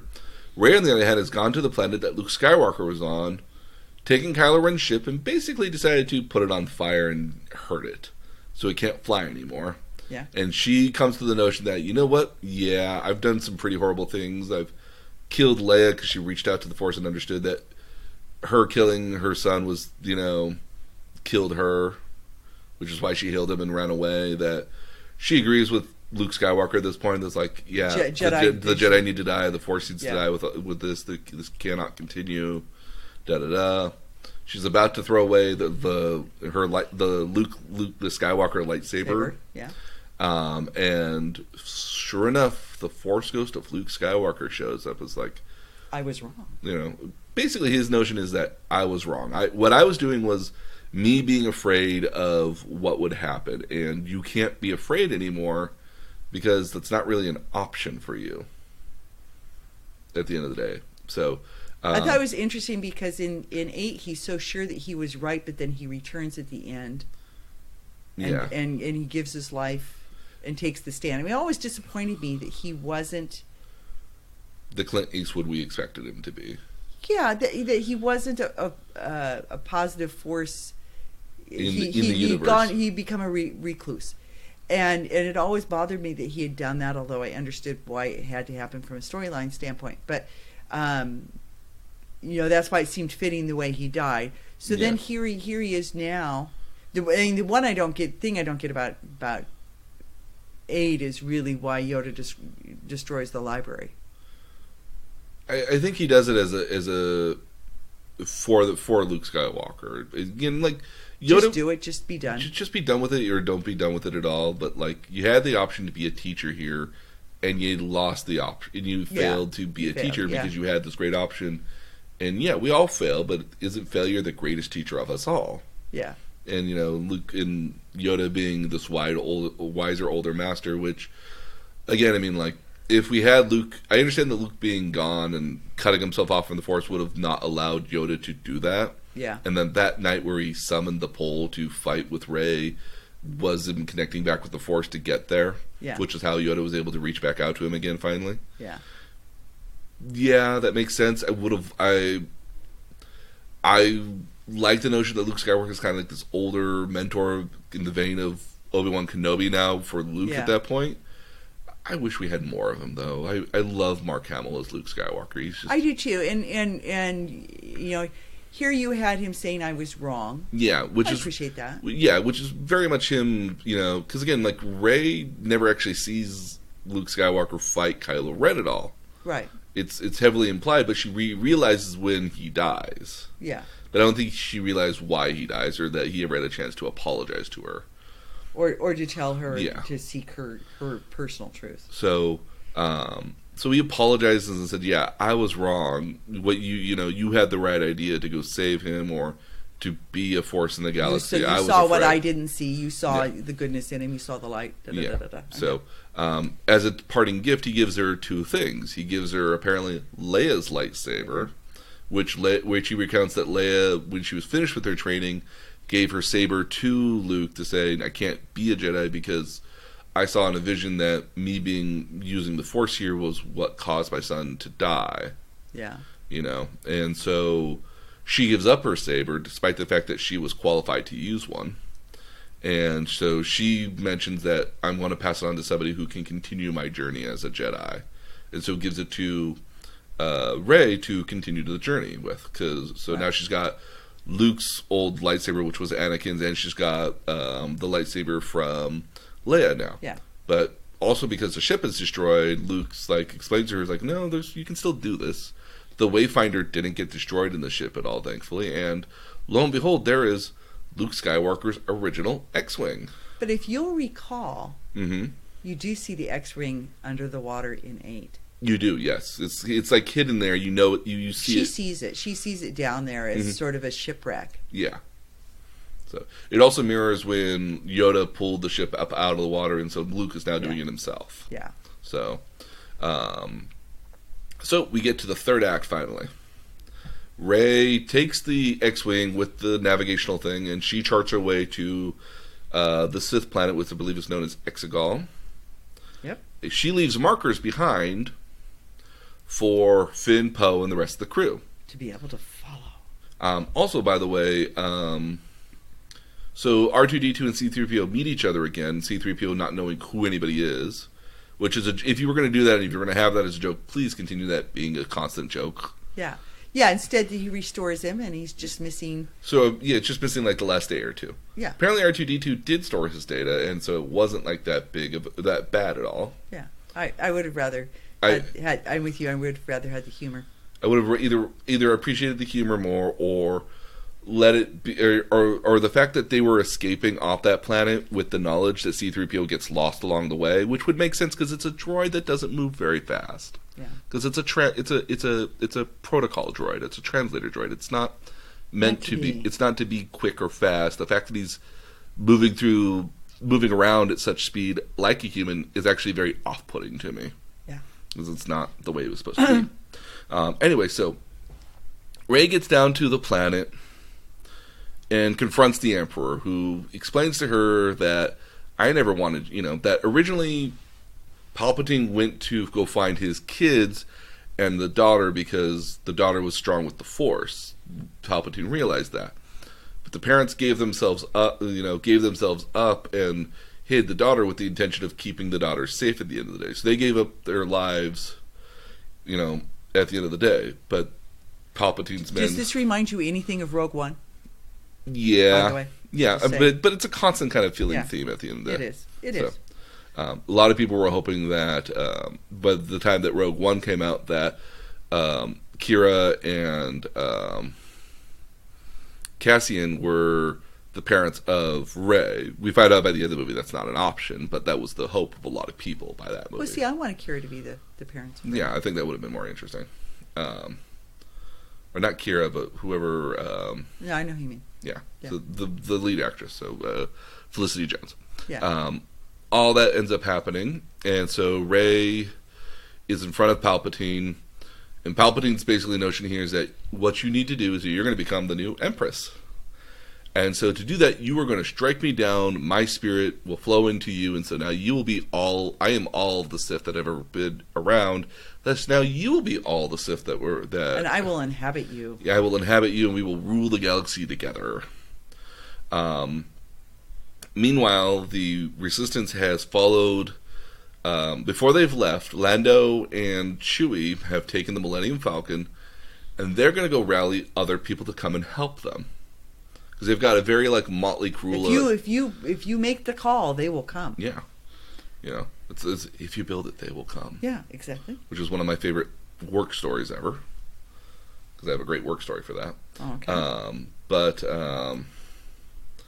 So they go off to that. In the meantime, though, there's maybe like a dozen ships in total for the Resistance. A couple X-wings. They are down to a Y-wing, an A-wing, one, you know, frigate. At the end of the day, they are down to like the bare bones of anything. And so the hope is that with the chart kind of laid out for them how to get to there, that Lando and Chewie will go and collect people. Will collect people to come and fight on behalf of. But this is going to be like the last. But this is the last stand. Like, we got to stand, otherwise we don't ever. Yeah. If you let this fleet take force, then you're done. So the Resistance plan is that the ships are still kind of landlocked on the planet right now. They need a beacon to get out because it takes beacons to get in. You're right. So what they have in order to get out of the atmosphere is there's a ground beacon at the bottom, which would help guide the ships up and out into the atmosphere. They don't have their own atmosphere as satellites, I guess, or something. Yeah. It's convenient sort of Deus Machina sort of element. So the initial idea here is that underneath the ships all have like the super weapon. If you destroy the super weapon, it'll backfire on the ship, and it'll blow up the ship. But to keep the ships down first, you got to get rid of the beacon. While the beacon is down for a short period of time, you can take out the ships. Yeah. Because they won't be able to do anything. Well, the First Order sees them coming, turns off the beacon, and redirects it to the capital ship that's leading everybody. And so the notion was that Finn was going to go down with a small strike team to disable the satellite, a la Return of the Jedi, where Han Solo and the team go to take out the shields surrounding the Death Star, or the second Death Star, while Finn and the rest of the pilots and people in space were taking out the ships. Right. What ends up happening is that the one on the ground stops working, so they direct everybody to the capital ship, where they land and they ride off and they go and destroy that beacon, so all the ships are stopped from going around, moving anywhere. They're now sitting ducks. Yeah. Finn knows that they're going to transfer the signal to another ship. They just need to power up another beacon to do it. So he decides that he's going to stay on the ship, hack a turret gun to fire at the bridge of the ship. Meanwhile, Finn is going through space here. He's losing people. They lose Wedge's son. How unfortunate. But everyone's kind of being picked off, and he's like, I'm so sorry, guys, we didn't make it. I thought we could do it. And lo and behold, Lando tells him, oh, don't count it out yet. We turn to where the Millennium Falcon is, and there is a fleet of just random ships. A fleet. Well, it is like going into like the graveyard of like an auto zone, of like a car lot that's like the size of like the size of like the biggest stadiums you've ever seen. They're piled high, including the parking lot as well. Now, what'll be interesting in DVD releases here is that people who have already spot out different kinds of ships from the various Star Wars series. Like you do see one of the capital ships from Episode 3, from the Clone Wars. You see a couple other ships which have been smaller ships that have been represented in the various TV shows and other movies. So, like, you see a collection of different ships. Yeah. It'll be fun to who will be able to figure out what ships are really there at the end of the day. Yeah. Special features when that comes out. So now they've got a fleet to help them out. So all these people just came. Yeah. Meanwhile, back quickly. Very quickly too. Yeah. No. Like. Didn't have to pack or anything. No. Well, if you live on a ship, you've basically already packed. I guess, okay. Rey back on the planet here has kind of begrudgingly agreed that she could stop all the fighting happening above her if she just kills Palpatine. Meanwhile, he is trying to tempt her though by saying, "See, they're all going to die. Yeah. All you have to do to save your friends is take come over to me. Come over to me, embrace the dark side. Let me take over your body, and we'll make sure that this, we get back to this will all stop. It'll all get better." Okay. Meanwhile, though, we see Kylo Ren has, and mind you, he's already been saved twice. Okay, he's been saved.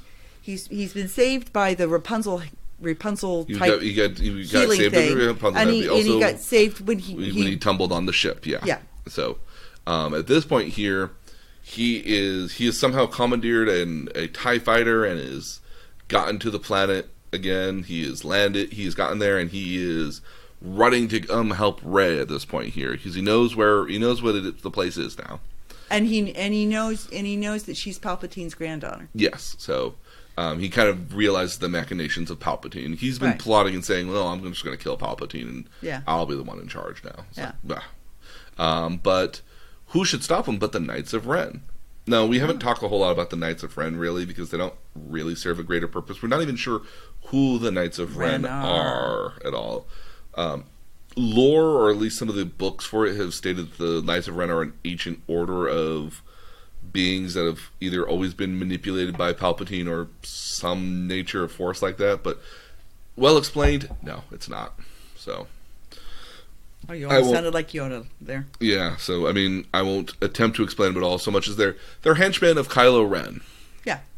Who are going to now fight Kylo Ren. But mind you now, Kylo Ren doesn't have any tools of the Jedi with him at all. He's got no lightsaber or anything on him. Because he threw his out. Yes. Into the ocean. He hurled it and turned around and his father was gone. Yeah. Anyway. So Rey agrees. She pulls up her lightsaber. She kind of, preps it behind her back and she's going to go swing. And as she brings her hand back out like she's going to swing, the lightsaber is gone. It's an amazing magic trick. And where does it reappear? So Kylo Ren, who we're now, for the sake, we're going to call Ben Solo because apparently he gets redeemed, also had his hand behind his back, and now he's holding Luke Skywalker's lightsaber. And Rey pulls out Leia's lightsaber. And so apparently there are the Red Guards that are there. Rey takes out the Red Guards that were guarding Palpatine. Ben Solo takes out the Knights of Ren who were trying to get him. They meet with each other, and you've got this perfect element where they're both kind of like holding up their lightsabers ready to fight, pointing at Palpatine, and Palpatine's just like, "Aw, how cute. Sweet. I set this up. Oh, look at this." And he just kind of force pushes them, the sabers out of their hands, takes them to the ground, and does something to them which kind of like drains a little bit of force out of them. Like a Dementor. Yes. Go back to Harry Potter. Like a Dementor. Yes. I don't think he intended to do it either, because he looks at it kind of like surprised, like, "Oh, what did I just do here?" Yeah. And if you look at his hands are very wrinkly and like they've been dead, and he's missing a finger in one of them, and suddenly they're like growing back. A dyad in the Force. Now, mind you, like a dyad is a Dungeons and Dragons character, which is considered elite, considered like a forest folk, and forest folk are usually, in this case, which are very kind of like nice and polite, kind of like spirits, are known to heal, like druids. Which is why they keep saying dyad. They're kind of alluding to something else. And he's absorbing the power, and suddenly he's de-aging. Yeah, so he realizes what they are. He literally sucks the force out of them and heals them. So where he didn't have like his nice, cool, kind of glowy red eyes, they suddenly they suddenly perk back up and they are glowing the bright orange and red again, and he's absorbed their power. He was on like a machine that was kind of like moving him around. He's not on that anymore. He's sitting down. And in the meantime, you're in this hall, and it reminded me of the hall of the Senate from way back when. Yes, because it's very dark. There's the stairs. There's a lot of people watching. Yeah, and there's all these Sith looking on. And you don't ever actually see the Sith faces. No. But you hear the voices, and you see the shapes. Yes. They're all wearing hoods. They're all very uniform. They're all very, very good Sith at the end of the day. Well, that's the only way to be a Sith. Be a good Sith. So apparently now, recharged and back to his full life, the Emperor sits down in the throne chair, which he had intended for Rey to sit down in. He points his hand to the sky and shoots out lightning, and apparently just is the best aim in the world. It just takes out all the firing resistance. Yeah. It just shocks them all, and it's basically they're like... all just in stasis of sorts. Basically, they're free-floating back down to the ground at this point, because they're all like just... Like an EMP blast happened, and suddenly nobody's got power at all anymore. So everybody's coming down, and he's just like... lightning everywhere. At this point here, he realizes Kylo Ren's starting to get up, or Ben Solo's starting to get up, and he pushes Ben Solo down a pit. Life number 3. Oh, well, you spoiled it now. Sorry. Rey is there. So he goes down a chasm, every creature goes down a chasm in this thing. It's not a Sarlacc pit. Sarlacc pit would be better. I'm just saying, chasms are great places to get rid of the bodies. Yeah.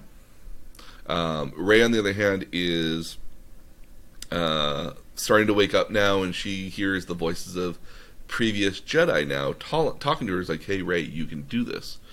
To a point, you hear a number of different people. It's so cool. I actually really like this. So I actually have all the people that you hear. Oh, very good. Okay. So you have both Ewan McGregor and Alec Guinness, who did Obi-Wan Kenobi. Right. They've kind of modified the speech for Alec Guinness, because obviously he never mentions Rey at all. Okay. You have Hayden Christensen as Anakin Skywalker. You have Ashley Ekin as Ahsoka Tano, which is from Star Wars Rebels. Yeah. You also have Freddie Prinze Jr., who is also from Star Wars Rebels. He played Kenan Jarrus. You have Olivia Adabo, who was a Luminara Unduli, which was from the prequel movies, another Jedi. You have Frank Oz as Yoda. You have Liam Neeson as Qui-Gon Jinn. You have Jennifer Hale as Aya Serka, which is another Jedi from the prequels and Clone Wars. Samuel Jackson as Mace Windu from the prequels. And Angelique Perrin, who played another Jedi, Adi Gallia. Uh-huh. So you have all these great former Jedi, basically speaking to Rey, cheering her on. She gets up, summons both lightsabers. And you have Luke. And Luke as well. Luke as well. And she summons both lightsabers, so both Luke's and Leia's lightsabers, and crosses them, and so as the Emperor shooting lightning out, apparently lightsabers. He says, "I am all the Sith." Yeah, and so she mentions, "I am all the Jedi." Puts the two sabers together, defends herself against the lightning, but apparently, as we all know, if you point it back at a Sith, it will shock them, and apparently in this case, she disintegrates and destroys Palpatine, destroys the throne. All the lightning that was being absorbed kind of goes out into the crowd, and all the crowd disappears as well, slowly, from the lightning. Well, in case he was all the Sith. Yeah. And after she's done with that, she just kind of passes out to the ground and dies herself. In the meantime, all the spaceships have now regained their ability to battle. And now they're all picking off the different Star Destroyers that are up there. And they're all very cheerful about it.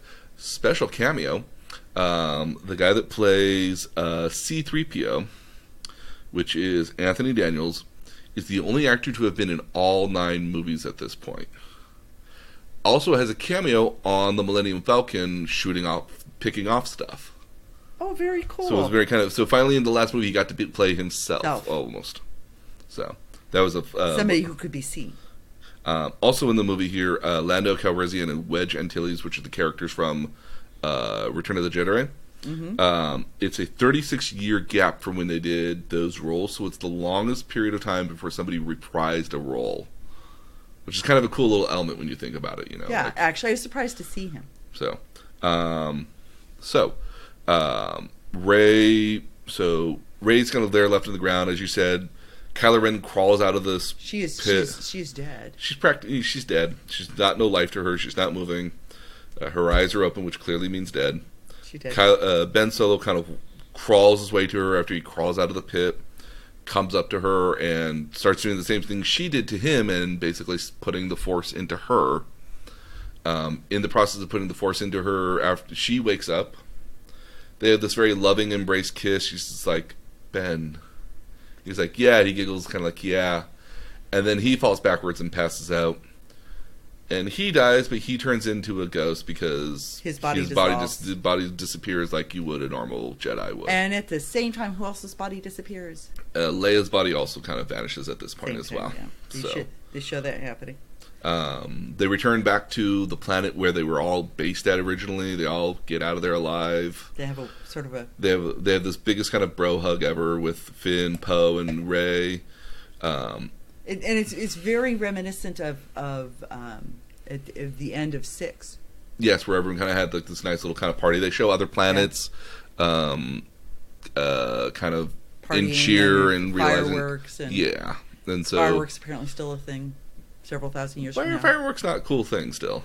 They're still a cool thing. I mean, I would love to see a laser light show in space, but I mean, no, I'm not mocking. Okay. The ending scene we have here is Rey returning to Tatooine, the farm that we first meet Luke on, with Uncle Owen and Aunt Beru. It's basically as if nobody's ever been there, because in reality, nobody has been there. The original set was left there in the middle of the Tunisian desert, and they actually had to unbury part of it to do this scene. That makes sense, because I've actually been on the Sahara, in Morocco and in Egypt, and the sand flies. Yeah, so things get buried rather quickly. Yeah, so the original set was actually buried in sand for a long period of time. They had to unbury it out of sand to be able to do some of the scenes at. Rey kind of tours a little bit for where this home used to be at. She takes Luke's old lightsaber, the Anakin Skywalker lightsaber, and Leia's lightsaber, wraps them in a cloth, and just apparently digs a hole with the Force and pushes them deep underground. You see her pull out what looks like the remains of her quarterstaff, and she spins a little wheel on it.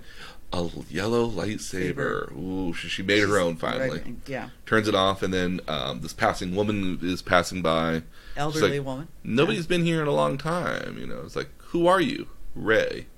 Rey who? And then Rey looks off into the distance. She sees the ghost of Luke Skywalker and Leia.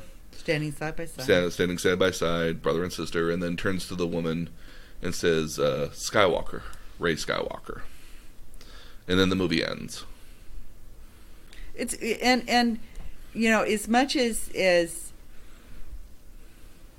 so a couple of things I liked about the ending and didn't like about it, because I've heard that the ending wasn't real popular with a lot of people, and I actually think her the ending scene or the last third of the movie here. The ending scene. Okay. The she becomes a Skywalker scene. Mm-hmm.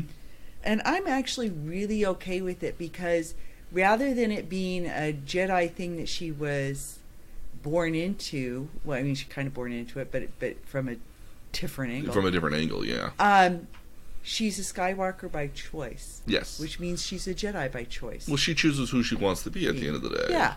And she has made her own lightsaber, and that's her choice too. And her lightsaber has a different color. Yeah, which is, again, we've in Legends material, we've seen yellow lightsabers before. Yellow and orange are not uncommon. Yellow lightsaber in kind of the Jedi mythos so there are 3 types of Jedi originally. So there was Jedi Knights, who were or Jedi warriors, who were like basically like your blue lightsabers. They were your martial law sort of people.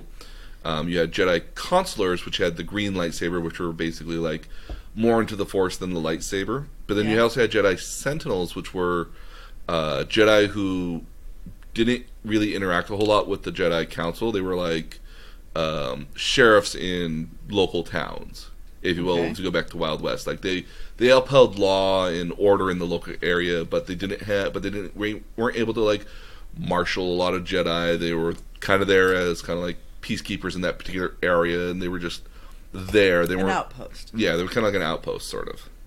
And so Yellow was supposed to be like the kind of people that were doing that most of the time, that were meant to be out there just safeguarding the rest of the galaxy, but not like having like a wise elder sage sort of element to them. Okay. So again, seeing a yellow lightsaber, we haven't officially seen it in canon before. Now we have, so yay. So you saw it twice. So I've seen it twice now. So Because if I didn't see it the day it came out, in the morning of it, I would have been spoiled, which is why I don't follow. Which is why I only watch the one trailer. I don't go out and seek more information on movies anymore. Because I don't want to be spoiled to what happens. Because if you watch elements in the trailer, they're all bits from the movie. And so, like, it spoils it. I would love to see a trailer. I was unspoiled when I saw it. I would love to see a trailer in which, like, gives you, like, part of the background of the movie and entices you to go watch the movie after that. So the meta commentary being, like, if you had seen the trailer, it would make sense. And then watching that trailer is the first, like, 3 minutes of, like, the first 2 minutes of the movie. Yeah. Like, to me, that would make more sense. So you saw it a second time, and we saw it in Dolby. Yes. Which I thought enhanced. I think the added sound did enhance it. I saw it in a very standard definition because I still had to go to work, unfortunately. Yeah. But I saw it in a very standard definition, and as a result of that, I find the second viewing of it was a lot nicer. I had a nicer chair. The sound quality was a lot better, so I had enjoyed myself more the second time than I did the first time. Okay, and I guess that was the question: was how did you feel seeing it the second time, already knowing the storyline? How was that? I was able to kind of watch it with because I did this also with Endgame as well for Marvel's Endgame. So I saw it one time and then I saw it again with you. And so I remember watching it now a second time, kind of knowing the beats that were there, but I also had the opportunity to watch your face doing it. I'll always be able to tell, like, anybody and all my kids when I have them eventually. I got to watch Star Wars with my mom in the theaters. Yeah. So I was able to watch your face when stuff was happening, especially when, like, we thought Chewy was dead. You turned over to me and was like, is he dead? And I refused to say anything because I didn't want to, because I was... You didn't want to spoil it. I didn't want to spoil anything, but I got to see your face and you were heartbroken by that. You were quite upset by it. Yeah, and for all that, I still wish they would have left him dead. Yeah. I think if there's one underlying thing that I don't like, is that, you know, Mark Hamill goes to the extent of saying it's, you know, the Jedi are a bunch of ancient, you know, things that people have held their hope onto and they shouldn't have, and it was actually destructive. It basically didn't let us move on. Well, so much as that the Jedi allowed the Sith to happen, and basically allowed the world to get to this point, and so thus they shouldn't exist because, like, they're dangerous in their own way. They're dangerous. They're a dangerous commodity to have. Yeah, and so, you know, as much as he makes that analogy, you never really see the negative consequences of being Force positive. And I thought, okay, here you have, with Chewie passing, the negative consequences of not being able to control power. Yeah. And I actually thought that was a fitting element to the movie. Yeah. It would again, I think when the original director didn't have the dagger as an element to the movie, I think in some sort of rewrite that happened, which I think changed a lot of stuff really quickly, that they added that element in, but decided, oh no, this either they had already filmed it or they had thought it was interesting and important enough that, no, this is a very nice moment, we like this, but we'll have to fix it later. Because they do fix it in a reasonable way. It's just the number of occurrences to get to where you need to is just mind-blowing if you remind yourself that other movies didn't do that first. Like, the fact that, like, Rey just happens to get, like, that somehow, like, Rey happens upon Luke's lightsaber just ever so randomly. How did it wind up in wherever it was? How did you ever find it? How did you ever collect it? So forth. Like, the rationale to get to that point is funny when you consider the notion that, like, doesn't that happen in 8? Well, it happens in 7. Remember 7 okay, when Rey.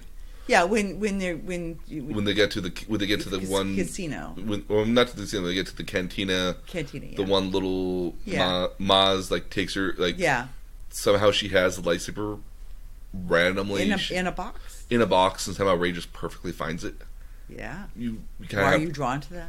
You do have to kind of suspend your disbelief a little bit on that notion. Well, there's a lot of that, though. There's a lot of that. I think there's like a lot standing in the right place for the Death Star. Again, I think there's a lot more in this movie, definitely. What did you think? What are some of your other thoughts on the movie? Like, are you pleased with the ending of the movie? I'm pleased with the ending of the movie. I mean, I think a couple things. I think they bowed to fandom in shipping her and Ben. And why did if she was able to heal Ben without dying, why couldn't he heal her without dying? Except maybe her. Well, he had never done that yet. I mean, like, so it's not well understood. Whereas she had done it a couple of times. Where she had shown the ability to do that beforehand. So yeah. Does the power get passed on, or what? Yeah, because there it would have been an interesting storyline in terms of continuing and let me preface this with the fact that I've now accepted that nobody ever really dies in these things. So maybe they bring him back, but it would have been interesting to see what world they create. How do they seek balance? Because at one point they say, "Be the balance that I was." Mm-hmm. And get back to the balance of the Force. Yeah, get back to the balance of the Force, and that's one of the lines that's said when she's on the ground and getting up, and one of the lines she hears. Yeah, one of the lines she hears, and how does that balance work when it's her and Ben has to learn about the light side of the Force because he's not. Well, he's always known about the light side of the Force, but he's given in more into the dark side. He's given but I mean, you don't just like turn it on and off like a light switch. It feels like that sometimes. One of the things you'll classically notice here is that if you go back to Episode 3, you'll notice that when Emperor Palpatine is fighting with Mace Windu and he's shooting off all the lightning, his eyes start glowing orange and red. Right. If you notice, by the time that Anakin is on Mustafar after he's killed the younglings and all the Jedi here, his eyes have also starting to glow red as well. So a traditional element of the dark side is that your eyes begin to change because it's becoming. And that never really happens to Kylo Ren. It never really happens to Kylo Ren. It's more as if he's just on the periphery of the dark side. It's always very confusing about. Again, other stuff does a much better job of kind of explaining what the dark side is. Where if you give in to your emotions and your feelings, that's what the dark side is. That's where your power comes from. Yeah. Versus where if you're on the light side, you're allowing yourself to be tranquil and one with the Force. You're feeling the Force rather than forcing it to use the Force. Yeah. As where the dark side is really forcing to use the Force. So it's never really established that Kylo Ren is actually in using the dark side of the Force. He might just be using the light side of the Force, but just in evil ways. But again, in some cases in the series, it is kind of like a light switch. You either were a good guy using the dark side of the Force. It's all black and white. Yeah, so you either turn the light switch off or you turn the light switch on. See, and I think if you were going to have a future story, it would be interesting to see how Rey and Kylo Ren manage his switch. Yeah. Again, I think that if you had... I think that, again, as we've discussed it here, if we had General Huxley become the Emperor, and that, again, you had like a 10th movie here because you understand that you don't necessarily have to have a trilogy. You could have multiple films of just an ongoing story. But I think that if Ben was now helping Rey and they were both training with each other, that somehow they'd be a powerhouse and come back in the next movie that they're doing different things, or rather that. Well, how do you resist? Okay, so if you're Emperor of the world, how do you resist using it for evil? How does a person with a gun not resist shooting the person next door to him? There's consequences to it, so you have to realize that whatever you do will have consequences, thus so forth. Again, I would have liked the movie to move in a different direction, which would have allowed, to come back 5 years later saying, okay, what is the next trilogy of movies going to do here now? Yeah. Or how has the world changed because of this? Which leads us into our... How does the world continue on? Yeah. Which leads us into a very interesting question. Now that we know what the story is, what next? Because clearly there are going to be more stories. There's going to be, if you have the option for Disney Plus, I highly recommend watching The Mandalorian. There's nothing special about it except for Baby Yoda, which is not that special at all in the series. but there are patterns so that you can crochet your own Baby Yoda. Oh well. Part of the thing is that a lot of people were very upset there weren't the options to buy Baby Yoda toys. Oh, because that would have been a really great holiday gift, and a lot of people were very upset about that. It was intentional because they didn't want to give away the fact that there was a Baby Yoda in the series at all. And you would have had to have them made up. Yeah. And you would have had to have them made up months ahead of time in order to do that, and that would have surely had leaked out beforehand. So they are doing a second Mandalorian, and they were going to be doing Obi-Wan in, I think, 2021 or 22, but they're going to do the Mandalorian first. Obi-Wan will be interesting. Well, Obi-Wan, I think, is definitely going to have to take place. I would like to know about Qui-Gon Jinn, quite frankly. I would too. Again, I think what you're going to have for a lot of this will be for the immediate future. I'm talking the next 2 to 3 years.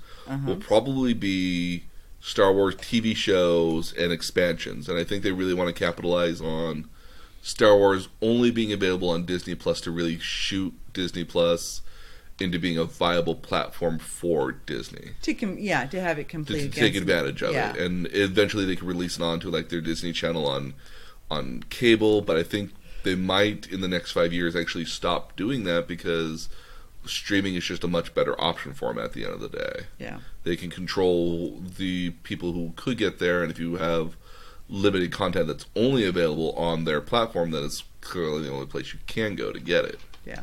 So I think the future is most likely that Disney may give up their...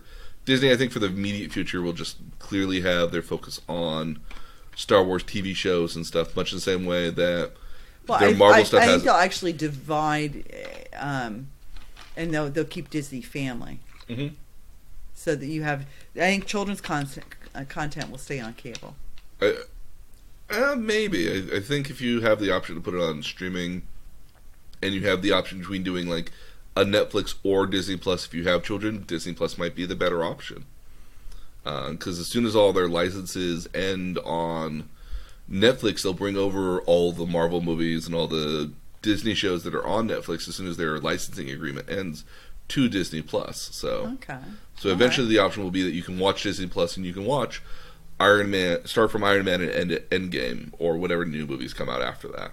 So there will be the option eventually to just watch it all in one single sitting, and I'm sure there'll be a playlist for it, and I'll be the first one to watch that playlist when it comes out.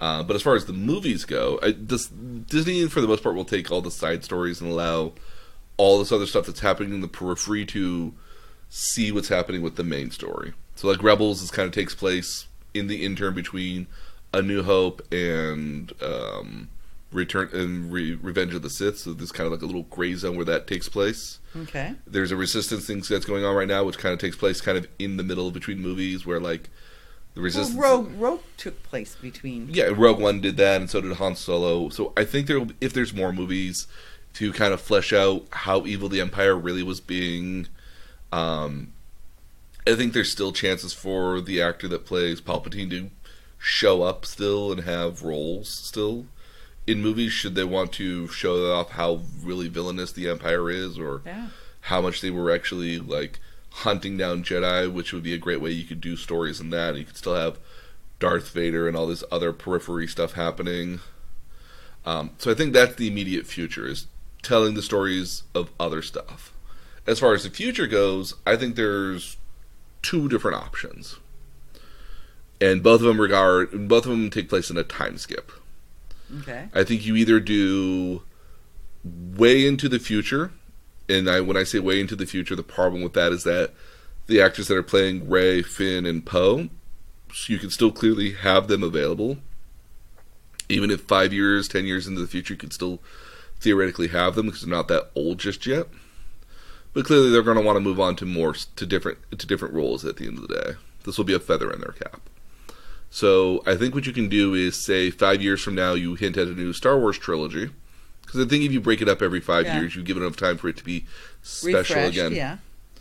And so I think you could have it either far flung in the future, where, let's say, 30 years from now or another 40 years or something, the galaxy is maybe at a slightly better place, but because of all these random Force users, it's becoming more like it's becoming more vigilante instead of all unionized, maybe. Okay. And we could maybe see the outbreak of not having a centralized system to train Force-sensitive people and see the world from a galaxy that's trying to either reunite the Force, or maybe people who have now sought out the Force are reading up Sith stuff, so maybe the Sithers, maybe people are calling themselves Sith Reborn or something, and you have the Jedi renewed, or some variation on that. Yeah. Maybe, I think, as the galaxy is the intent being that, like, what is the galaxy like after the huge war? Are you in a peacetime, or are you fighting off the remnants of the First Order still? Yeah, see, and I think there's a lot of storyline to be done there, because remember, this battle was fought on the Outer Limits. Mm-hmm. On the Outer Rims, yeah, Outer not Rims. in the core worlds. Yeah, it wasn't in the core worlds, and you still have battleships all over the galaxy. Mm-hmm. Somebody's gonna want to take over the power, or I like the notion here that, like, even though they got rid of the Emperor and they've destroyed a good majority of the First Order really does still exist in the core worlds, and the people that were still leading the Empire at that point, or the remains of the First Order, are still very much intent on doing that. If we can actually see a parallel to this in the Gundam franchise. You go back to Japanese animation Gundam, which came out in 1978. Mm-hmm. Star Wars came out in 1977. The Gundam is kind of modeled after Darth Vader a little bit, but also a lot of samurai stuff, which is what Darth Vader was modeled off of. At the end of the 1 Year War in the original Gundam series, which is the 1978 series, there are another groups of remnants of the bad guys from Gundam, who are constantly creating their own little forces called Neo-Zeon, trying to reestablish the Zeon sort of franchise and moniker. So wouldn't it be unusual to say that, like, some people in from the Empire or the First Order have basically said, like, no, just because the Emperor is dead and we've lost this major power doesn't mean that we don't have hundreds of thousands of ships out there and we're still going to fight you guys over what is ours. Yeah. So there's an interest. So there would be an interest there. There's a power structure there. I mean, in what is it like, now that Rey is maybe taken on to training new Jedi or something, or maybe these are the Jedi Knights of Rey. Knights of Rey. What I would think actually is that instead of being known as Jedi, they're Skywalkers. Skywalker is less of a name, is less of a last name, and more of the new version of Jedi. The Jedi were reborn as Skywalkers, which would be which I think would be a touching way to unite the sort of thing. There are Skywalkers here, thought. so I think that would be an interesting way to do that. The alternative, though, is not to go forward, but to go back. Go back. As long as they're not White Walkers, we're okay. We'll go back 500, 600 years before the Battle of Yavin. So when the Galactic Senate was theoretically in its prime. I think what you could do here is you could have the way I would describe the way you do it here is that you have the Jedi fighting with the Sith. The Sith are in kind of a high esteem sort of position, like they've been around for the last couple hundred years, and they control a certain amount of territory, and they're constantly picking fights with the Jedi. You could even have a young Jedi Knight Yoda. Yeah. So you could watch him walk around, because he dies when he's like 500 plus years old. Yeah. You can kind of see him in kind of maybe what was his Jedi Knight days before he became a Grandmaster. Well, especially since you've introduced Baby Yoda. And you still have the option to give Frank Oz wonderful acting chances. Yeah. Although he's getting old. He's getting old, but there's other people who can do the voice too, Yoda voice too. So you give the chance to see Yoda in maybe his prime or something. That could be a TV series in and of itself, or a movie. I think it would be more interesting as a movie to watch other Jedi. Maybe you can lay the groundwork for what is the eventual trilogy elements like you did, but in more subtle ways, perhaps. Yeah. Maybe you can do more to see a grittier world or universe. I think it'd be more interesting to see older style Jedi, maybe. Yeah. which would allow us to finally have seen what was it really like for the Sith, or what was it really like for the Jedi in these times. Yeah. Or maybe you can see a conversion or something of that nature. I think that's the future I would like to see. How about you? What kind of future would you like to see? Where do you think the story goes? Well, I mean, I agree with your look back, because I'd like to understand what the Senate was like before all this came down, and how I would like to have a better understanding, because I just don't have an understanding of how the Empire came into immediate being. Yeah, how it became so powerful. I mean, I understand what they tried to walk me through, but I really wasn't getting it. Yeah, totally agree there. Because I mean, you start out with the Princess Queen Amidala. Queen Amidala, yes. Yeah, you start out with Queen Amidala, challenging the Senate because she's afraid that somebody's going to take power and take control. Mm-hmm. Well, what are the dynamics that set that whole thing up? Yeah, she kind of gets played by her own guy. Yeah, I like the idea of going back in time and seeing, some of what the old stuff was. Maybe might be interesting. Mm-hmm. If anything, there's plenty of extra additional material out there in the periphery that allows the people of LucasArts or the Disney to have a free reign of options for them to do. They have plenty of choices at the end of the day of additional material they can pull from. Yeah. I would love for them to. There was a recent game, Star Wars game, that was released, and I apologize, the name is literally Force something, but a lot of them are based off of Force. There's a recent EA game which, if you did it as a narrative TV series, would work well as a TV series, in all honesty. Okay. But it was a very nice, fun game. There's a lot of additional material that they have the option to kind of run with at the end of the day. I would just love them to do something different and new. I would love to see a different look on it and give us more of the world, because I like this world a lot. Okay. But I would like to see something different. So a couple of quick questions for you that I had just watched 7 and 8 before seeing 9. Mm-hmm. Had you rewatched them recently? In doing the podcast, yes. So to make sure we got up to speed, I did watch those movies beforehand. So I felt like that helped a lot. I think it did too. I don't think it's a necessity, because I watched the movie beforehand, but then I rewatched it again. I watched the ninth movie, not watching the other two movies beforehand. Okay. And then when we went to go watch the movie with the two of us, and then I watched them beforehand going into that. Okay. So because I do think we talked about before what could stand alone and what couldn't, and I don't think this movie could stand alone. And I agree. I don't think it could stand alone, but I would think from a meta context, it would have never stood alone on its own.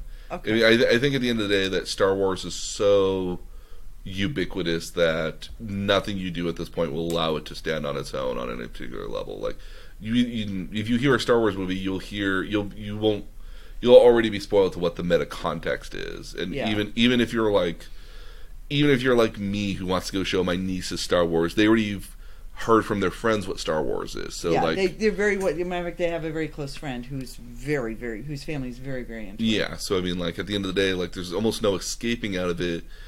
It's almost as if like, hey, you want to go watch a baseball game? Yeah. You know, you kind of have a great even if you don't understand all the rules, you have a context for what it is. And I think for just about any Star Wars movie now, that's kind of what you go into.